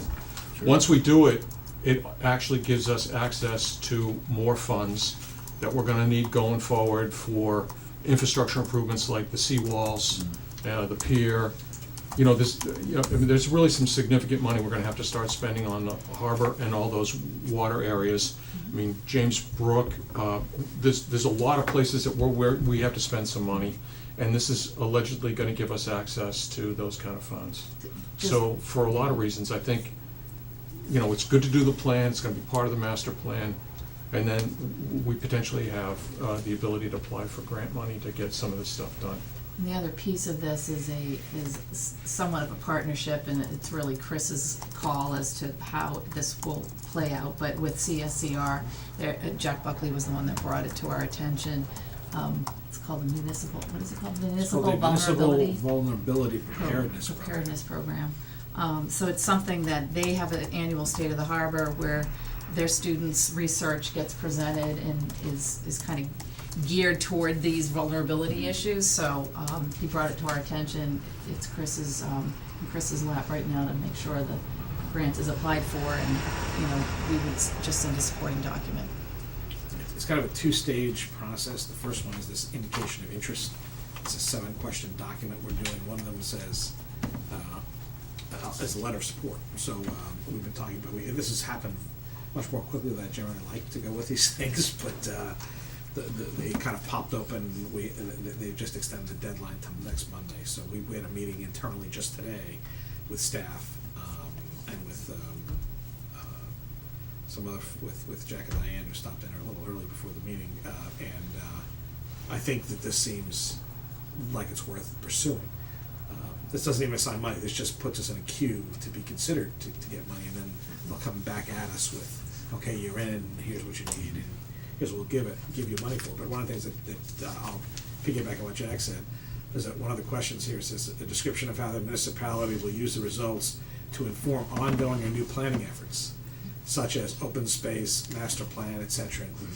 It's like a harbor plan. Exactly. We're all over this. So it actually fits. I mean, it dovetails really nicely with all the other things we're already doing or planning to do, because I just signed the documents on the harbor study today. And this won't happen tomorrow. I mean, you know, it's gonna take, they'll process it, they'll get back to us. So by the time we get to the fall, I think this will all, you know, the paperwork will be in place. We'll get the consultants in line and we'll go, so. But it requires, again, it says signed by the chair of the Board of Selectmen. So, and I'll do a letter too, so. And this would have been an exercise we'd have to do with the harbor plan anyway for the harbor area. And it just allows us to take the resources we would have spent there and focus more on, you know, some of the bigger issues we have in the harbor. Because I'm a little bit worried that we'll run out of money trying to handle some of the scope of work for the harbor stuff. So, yeah, this would give us the ability to go deep dive a little bit more into some areas. The engineering. Yeah, some of the analytical work. It also requires more public input, which is great. And again, it's a nice partnership opportunity we have a very vibrant organization in the coastal, what is it? The Cohasset Students for Coastal Research group, which I think is a great partnership.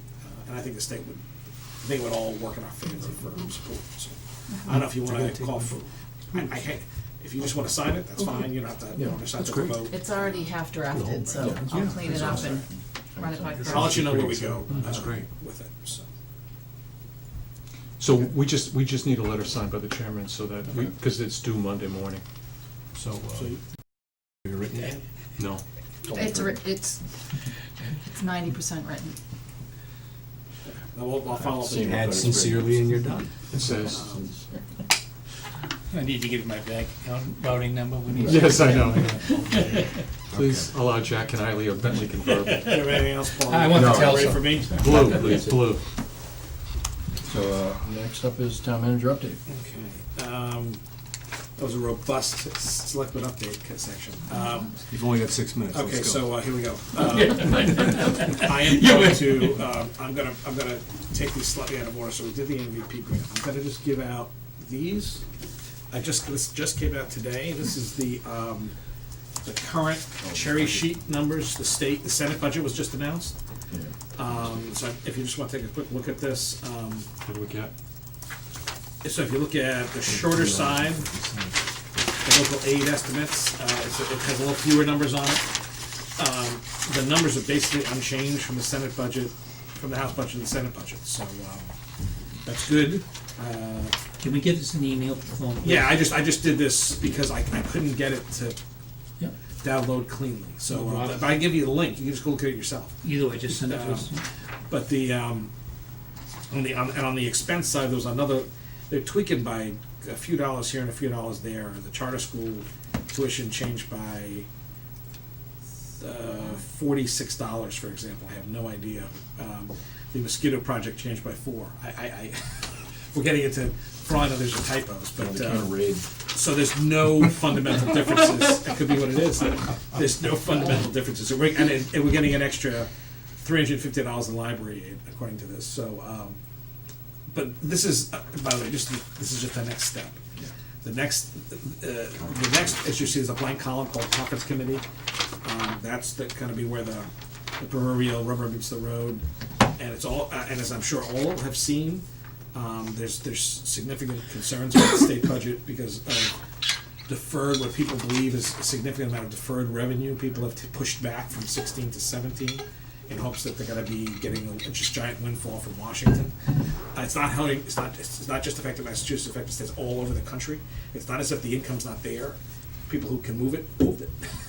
Actually, Is that not Part of that also is that it's possible that businesses and so forth are deferring it because the uncertainty relative to the tax codes that may be passed. So it can make a significant difference, if taxes were lowered next year. So they think that maybe that's it. So if that's the case, we'll just get a windfall next year, right? Yeah, that's If that's the case, right? ultimately, the data that my firm has collected up to this point covers 14 of the largest revenue collecting states. And the trend is unmistakable. There is no increase. So, No increase in what? no increase in the revenue. Okay, so in other words, you can broadly anticipate, doesn't mean state of Massachusetts will be the same. Right. But you could broadly anticipate that if there were rosy projections for revenue increases, they probably won't turn out to be as optimistic, or as good as the optimistic output were to have led you to believe. Yeah, Now, well, all that said, the governor is committed, has publicly committed to holding local municipalities safe. No, that's great, I'm just, Right, so, and that's tied to different funding sources. A lot of local aid spills out of lottery revenue, and so, that said, I think we'll be okay going into this coming year. And then we'll just have to see how it plays out. So, I mean, I did notice car sales are down, nationwide, not just here. So we'll just have to see where it goes. I mean, but we're okay, our budget's okay. This is not gonna affect this, I don't see any negative implications for our budget at this point at all. But we just have to keep watching the future, that's all. So, but I just wanna give you this was hot from press. I do have updates for this month. I don't have I will get them to you in the next week or so you can look it up before the next meeting. We're actually doing okay. We're gonna finish okay. We're not gonna finish quite as grandiosely as we did last year. We don't have all those wonderful tax title sales that happened. Our building permit revenue, as you can see from the documents in your packet tonight, permits are down, revenue's down, it's just the case. There was a big spike with Toll and a few other properties last year that's leveled out. Doesn't mean it's collapsed, it's just returning to slightly more normal levels. And fees are off a little bit, but now we're in the big fee collection period because of the stickers. So it's not, we always see a spike in June anyway from revenues. People rush to buy their stickers. Next year, that'll all be moved to March, so it'll be a lot more, we'll level out a lot more. But otherwise, expense-wise, we seem to be okay. So I think, but I'm not expecting, well, I expect free cash to be generated, not to the extent, or undesignated fund balance. It won't be, Katie it won't would be be proud. the magnitude of last year, just not. But we're okay, things are fine, and water and sewer are stable too, so that's where we stand on those. Great. Now, the other topic. So we talked briefly at the last meeting about the Cunningham Bridge, so let me give you a quick update. The project is currently on track as it was originally scheduled. This is updates I got from Brian today. The contractor is MIG Corp. They were selected from the state, and this is one of their fast build projects, so there's bonuses and penalties. Get the project done on time or before, you get bonuses. You fall late, you get penalties. The bid was for $6.2 million. So it is a tricky site. I think that was probably factored into the costs. So there'll be a pre-construction meeting early next week, and the town will participate in that. After that meeting, we'll be able to share all the documents because they're doing some final tweaks. So, but as we've discussed before, as I understand it, nothing's changed from where we ended, where the road, the bridge was shrunken, the curve was not softened as much, and so we'll get those up sometime, hopefully late next week. Once we get them from once they've had their meeting, we're working on scheduling a public meeting for sometime in mid-June, and Will could come just to go over the schedule and the plans, where we are, and all of that, to refresh everybody's recollection, to get people ready for the project as it prepares. The bridge closure. Can I interrupt you? Yeah. So at that public meeting, will people be able to look at the plans and see what the Yep. bridge is gonna be looking at? Yep. Well, and then That'll be what day? we haven't set it yet. So Okay. we're looking for a date in mid-June. Okay. That's not taken up by 5 other meetings. The bridge closure will not take place until after Labor Day, so everyone should be confident that we'll go through the whole summer. Shortly after Labor Day? We'll see what the final schedule looks like, but it'll be sometime after Labor Day, probably fairly soon after. The phase 1 though, so people understand, it will have to be a little, I forget what Brian called it, like a little baby carry bridge for the gas and water mains. So that has to be constructed on the ocean side, just so the pipes are totally out of the zone of construction, which is always a good thing. Yes. Where are the pipes now? Are they? They're on the bridge. Right. Yeah. So and they'll go back there, by the way. There's also going to be a sewer line added. That's going to be one of the chain things that the town's paying for, which will add redundancy to the sewer system.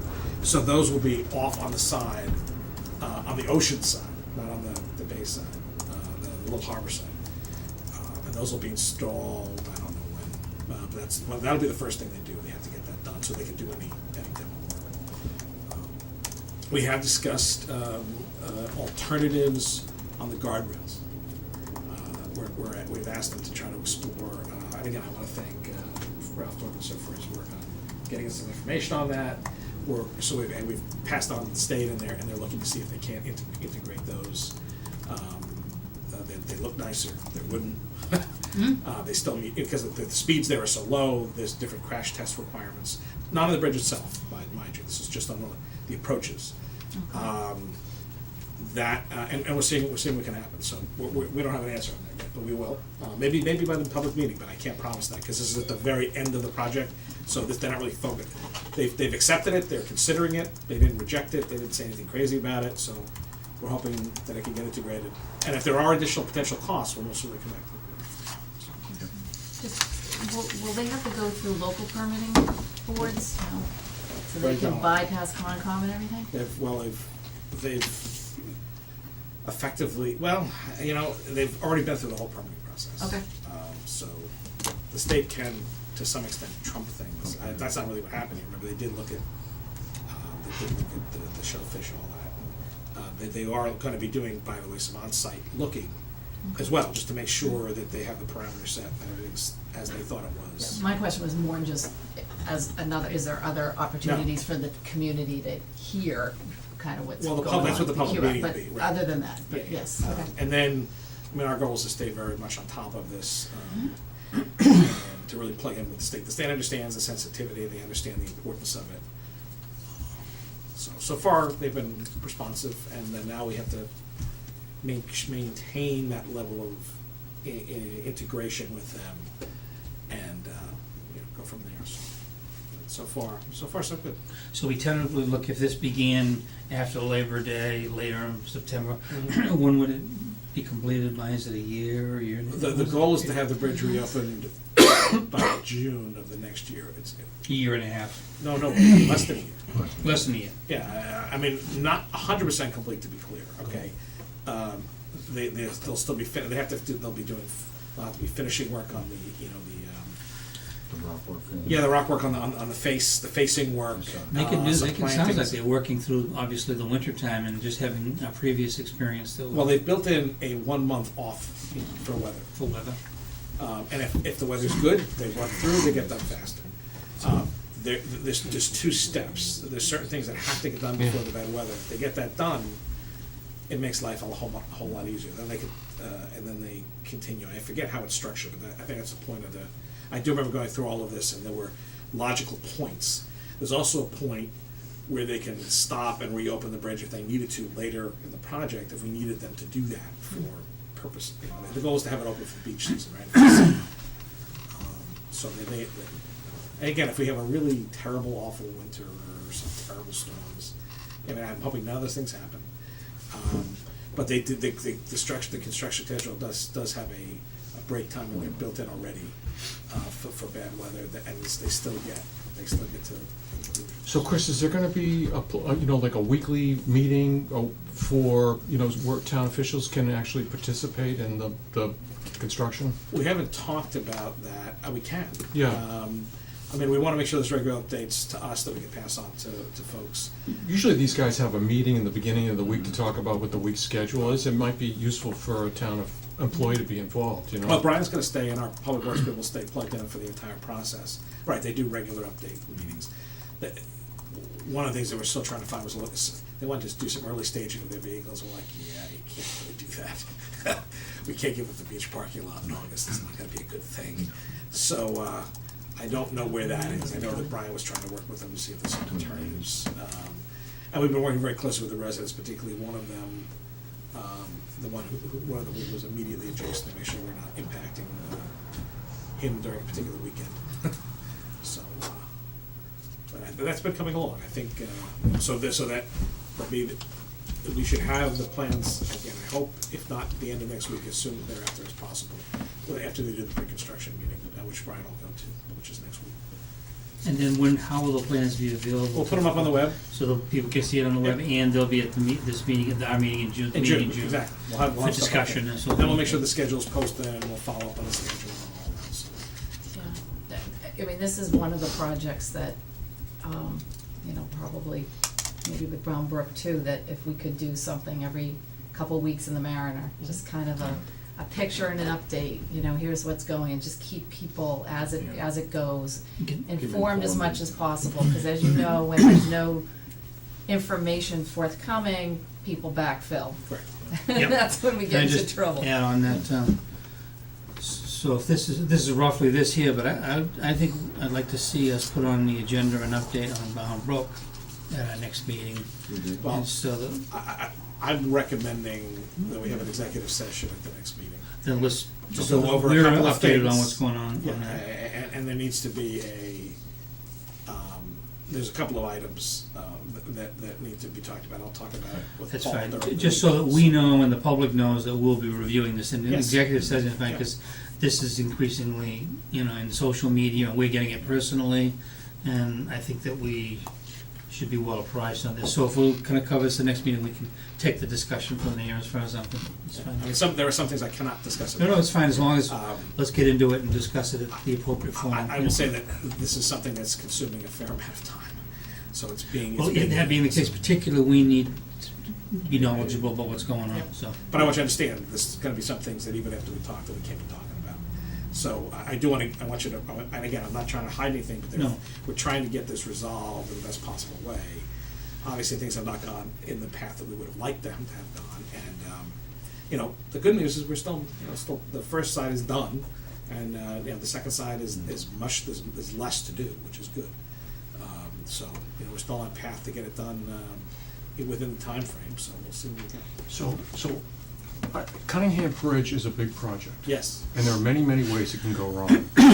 And, I just want us as selectmen to be, engaged in this. I mean, we don't need to do the work, but we just need to know what's going on.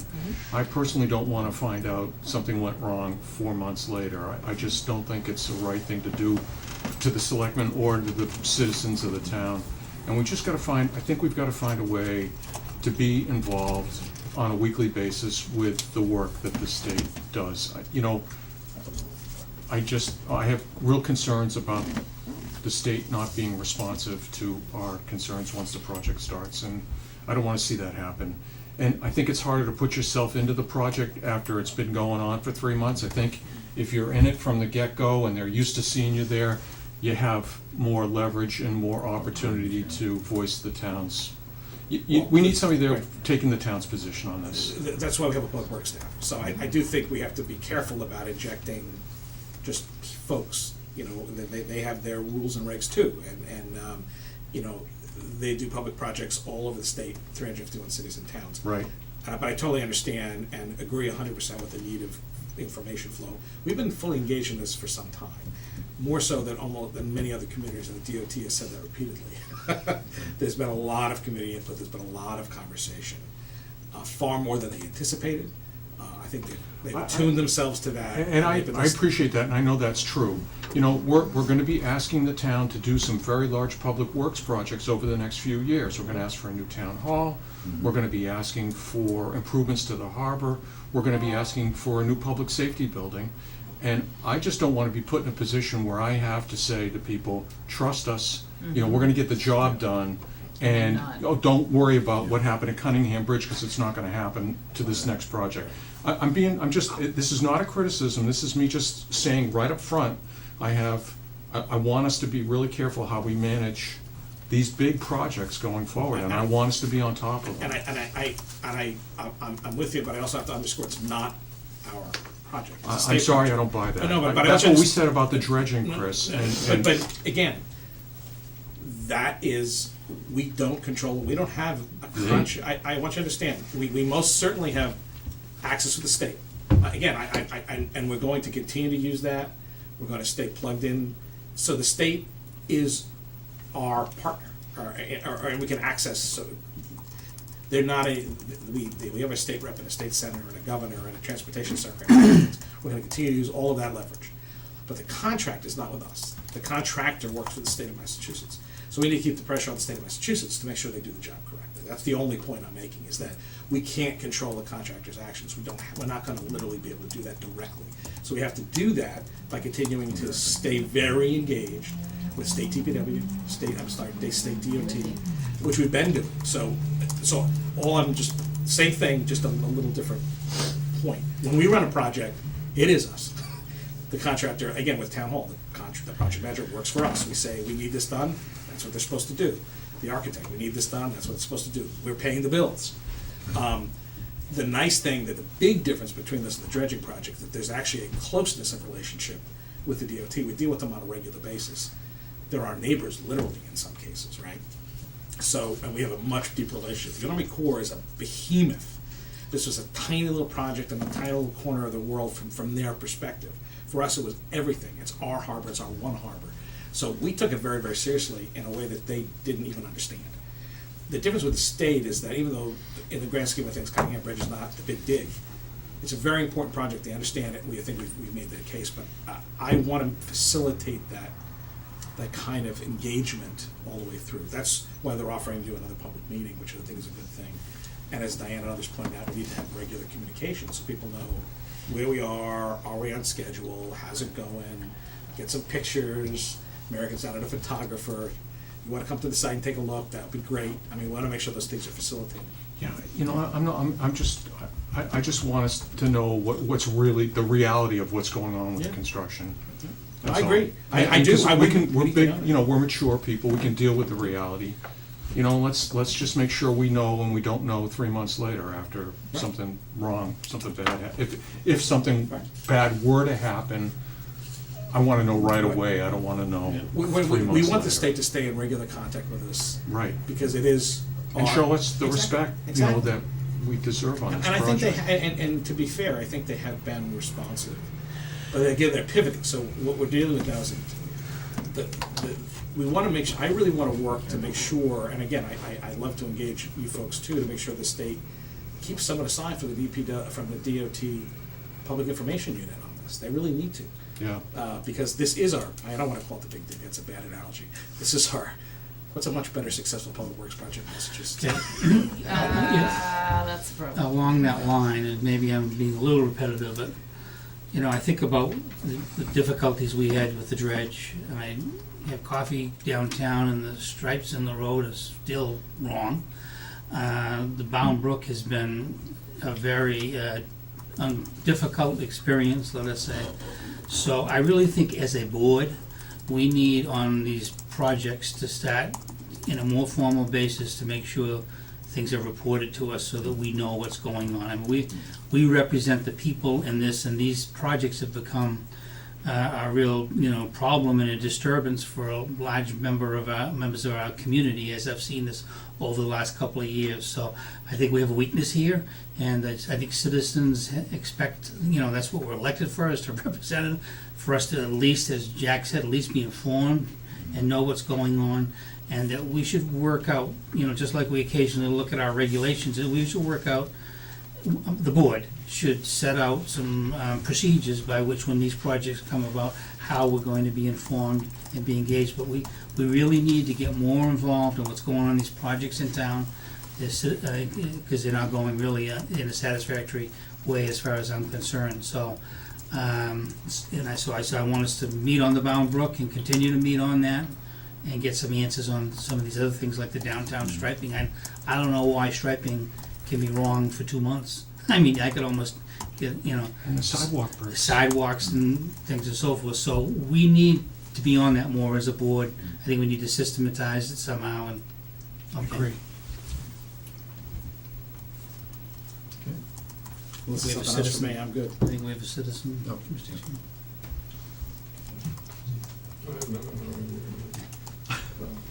Thank you for having me. I'm Ralph Dormitzer, 111 Atlantic Ave, and then congratulations on your elevation, Paul, I think, to chair. And is it vice chair? Is that, who's the vice? Jack is the vice chair. Jack. Okay, Jack, well then congratulations. to Chairman you, of too. Vice. Let me sort of echo what both Jack and Kevin have said, which is, in order for a project to go well, you need to have set the expectations in the beginning. And I'm not sure that we have a written set of expectations about what we expect to see from this project. It's a recreational resource, and it's an aesthetic, important, iconic site in the town. I doubt very much we have a requirements document that is well-defined as to what our expectations are in this. So before you actually get into the process, you have to start out with a document that says, this is what we want to see out of this. What are our concerns about this? And it should come from the selectmen. It's a written down document that the state understands what we're looking for. But also whoever the clerk of the works is here, whether it's Brian or someone else, they also understand what they're looking for. In the absence of that, it becomes a report every 2 weeks or every month or whatever it is. But it's not a way to actually guide the project in a way we want to see it evolve. In my own experience on these kinds of projects having been done very much smaller than this is that you get what you inspect, not what you expect. And in fact, that applies to not only the bridge railings, it applies to the railings, as the barriers for the cars. As if you don't know what you're getting in advance, and if you haven't seen it, then in fact, you're going to be surprised at some point, and maybe it won't meet your expectations. So I very much support the idea of both a process, well-defined, set of expectations which need to be set out now, I think, and then finally the reporting and inspection going on in the future.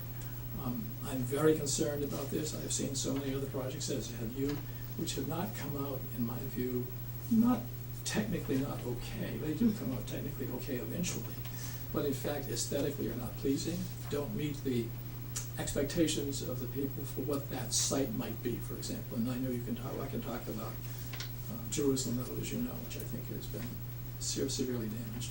So I think I'm looking for something in the way of a set of expectation, a document of some sort, I think, and then the process about how you're going to make sure that the clerk of the works, or if it's Brian or whoever else it is really doing something to make sure that what we expect is actually done. So, thank you. I just want to be clear. The town has no clerk of the works in this job. It's not our job. It's 100% being run by the state. Our engagement, and it has to be strong, and again, and Brian is our point person, I guess, because he's been actively engaged. We have to remember, the town had public meetings, we shrank the bridge, they came in with an initial set of plans. There was a lot of effort to change and to shrink the bridge back to where it had been. Those were successful. To tweak the curve, to not eliminate so many trees. The state listened, and the town made a decision to accept the funding as opposed to the town funding this. And we are working actively to try, which was not on the radar screen originally, to try to change the guardrail styles, that approach, which I think could become, if they're successful, a model for how we do things in the future, which I think will be great. So we are engaging, but I just want to be clear that it's not the town's direct money; it's the taxpayers' money. But it's the contracts with the state of Massachusetts, and our job is to manage the state of Massachusetts so that they manage the project. I just want to clarify. That's correct. No, I just wanted to say, if this public meeting in middle of June, let's make a point of all trying to be there if we can, and then maybe the next meeting, we actually put something on the agenda where we talk about, what kind of a support document, what kind of a process, what kind of expectations do the community have. Maybe it is just something to the inspect instead of expect. Maybe once we see stuff there, we're gonna feel better about it, I hope. And we'll say, we'll just write them a letter, we're anxious for this project, here are our expectations, we wanna, be available to you, we're. Why not establish a collaboration? Let's establish what the process is up front. Once they start spending money, we have no leverage. Right.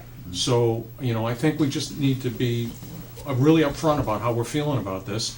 And, having political concerns is legitimate, right? I mean, the selectmen feeling like they're in the hot seat to make this thing work is a legitimate concern that the state has to listen to. And I don't care if it is a state project. I think we need to be forceful about what we want. And we should be willing to, if they do something we don't like, we should be willing to say, we're not going to accept this.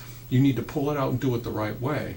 And I think in the past, Cohasset's never been willing to do that with their contractors. Say, look, I'm not going to accept this. You've got to pull this out and do it the way you're supposed to do it. But that takes political will on our part, and to do that. But I think it's got to come from us. I don't think it can come from. No, that's what I said. Yeah. I want to go hear what they say, Yep. and then we come back and we understand what they're telling us the timeline is, what the Yep. actual design is, and then we write or we don't write a report or some kind of a definition of what we expect. Yeah, and I think if we work as a team, we're going to be, able to get what we need.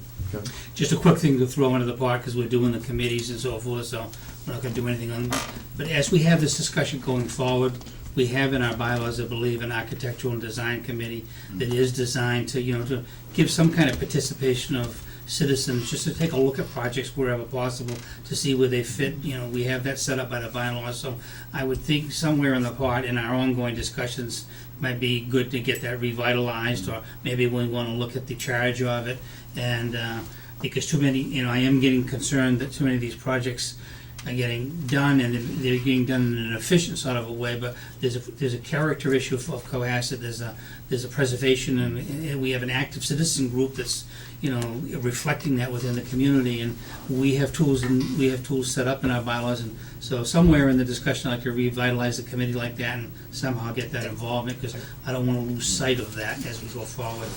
Paul? Yep. Just if I may. I'd ask each of you to think long and hard for an analogy, and the one that comes to mind for me is medicine. Sorry, Donna. Okay. Do no harm. No. So that's the No. Hippocratic Oath. Medicine is a triangle, right? You're not the customer. You're just the patient, right? The customer is the insurance agency. So in this case, we're in a triangle, right? We just happen to be the patient in this one, right? The surgery's being done on us, for us. We're not paying for it. So we're thinking that we don't have leverage, but guess what? As the good doctor will tell you, unless we sign off, unless we give the authorization to go ahead with the procedure, no procedure advances. I simply bring it back around. I disagree that we should go to meetings and think about what they have to say and then come back. I think that should inform objectives that we've already created. I don't believe that we should create objectives based upon what someone else's outcome is to be. As this board knows, I vehemently objected to the existing building plans, believing that, frankly, one lane could have remained open, and it became just a simple matter of cost consideration for the state not to do so. I'm fully aware that a contract that rewards on-time performance and punishes tardy performance tends to be a great motivator for the contractor. But there are even things that the contractor can't anticipate. Heaven forbid we should have another winter as we had 3 years ago, right? That project's not getting done. June will be a hope. It'll be a wish. It'll be a nice thing. But come July, I suspect there's going to be a number of people in town getting tired of it, if that happens. Coming up with a set of expectations, broad as they might be, in advance of that meeting, and possibly fine-tuning them or informing them by information drawn from that meeting, is a positive step. Whether or not, and I'm being realistic about this, whether or not those objectives are met or can be met isn't the point. To Jack's point, it's the leadership and the display of that leadership which is most important. Look, we're elected not to represent the town. I'm sorry, I disagree. We're elected to lead. Each of us were voted here by the entirety of the town. So we're expected to lead. If we believe that there is a way to inform the outcome of this project, then we should be doing it. And I frankly think that the very simple concept of developing a core set of objectives, expectations, if you will, is a great and fundamental first step. Done. Sure. I just like to see us do it differently this time.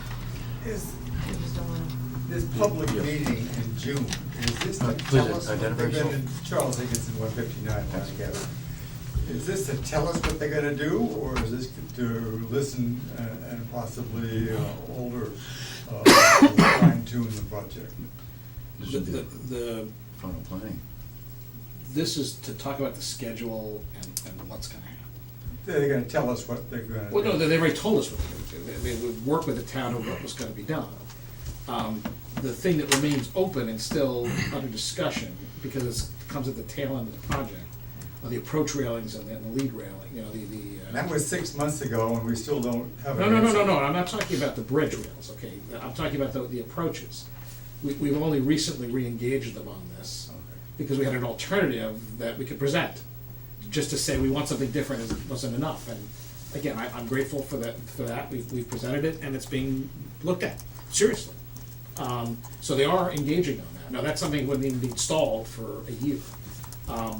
That's at the very end of the project. So we have plenty of time to continue to advocate and to make that happen. And again, even if the state comes back and says, hey, it's an extra cost, it'll be up to the town to decide if it wants to do that.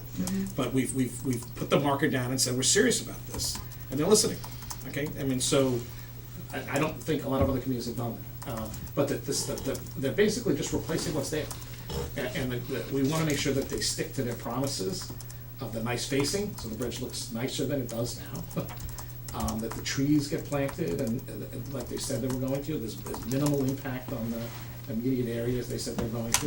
Those are things we have to watch and make sure they stick to what they said they were going to do. And then we need to make sure our state senator and our state representative are very much engaged, and that we stay in contact with the state DOT, which we will, but to make sure that we're watching this, and we will be doing those things. And again, there may be things that people see that we should know, and we should make sure that the state's communicating properly. That's something that we are stressing strongly. That's something I want to stress again. And folks people should turn out and say, hey, we need you to communicate with us. This is our expectation as a town. I mean, I tell them this, right? But when they hear it from 5 of you and other folks too, it just reinforces that this is not just some arbitrary person telling them this. It's the town's position. They want to have good communications. And by the way, to this point, they've been reasonable. They've listened.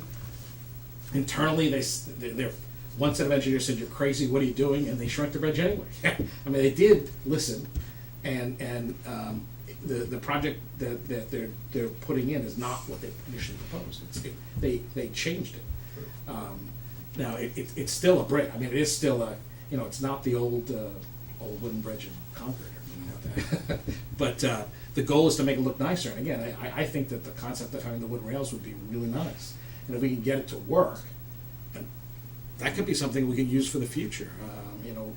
We actually have the ability now to reduce our speed limits, by the way, to 25 miles an hour without any traffic studies. The road on our local roads. So that changes the whole. You still have to build for a factor above that, but that changes the whole dynamics of what you can use for barriers. You don't have to have that necessarily a highway grade barrier if you're only going local street standards. That's a change that's just gone into effect. So these are the things that we're most certainly pursuing. So but please keep asking. I mean, come stop by, ask a question, and we'll make sure we get stuff out as much as possible. Thank you. In the end, the only way you can control a contractor is by not paying them. And in order to do that, you need to know relatively quickly when things are going wrong. And that was part of the problem with the Army Corps. We didn't know when they got paid long. If we could have stopped the payment, we would have got more results. Except we had no ability to do it. I mean, it wasn't our money. No, I understand, but we could have put the pressure on and said. They were told by our staff at the beginning of the project that they picked the wrong contractor. Our harbor master gave them direct and I'm saying this now because the project's over. So Lori said, this is the first set, not the second group that came in and cleaned up the problem. No, the second group that came in should have been the first group that did it in the first place. She said, these people don't know what they're doing. She met with all of them. They came into the harbor, she gave them tours, and she assessed them too. And this last group came in, they didn't know what they were doing, they had done the rivers. And she's like, what are you thinking? This is not the right group. And she told them that. And the Army Corps knew that. And they should have disqualified them. And they said, oh, no, we can do it. Their prime contractor was a long-time agent. They made it. The Army Corps bears 100% of the responsibility for putting that vendor on that site. So my position would have been, if we'd known that, we would have stopped the project right then and there. Well, they said, we backstop it, right? We're the Army Corps of Engineers. We'll backstop this project. It's going to be perfect. Well, it didn't. And then they tried to walk away. I want you to understand, there were a lot of very heated calls in my office to the Army Corps of Engineers. They came here. And they came in front of you and you roasted them. But I was on the phone with them. At one point, they were talking about when the project failed and the dredging wasn't complete, we didn't have a channel. One of the guys was like, "Well, we'll just deal with it. You'll have to live with it." I'm like, "No, we won't." I mean, I use a little more colorful language than that.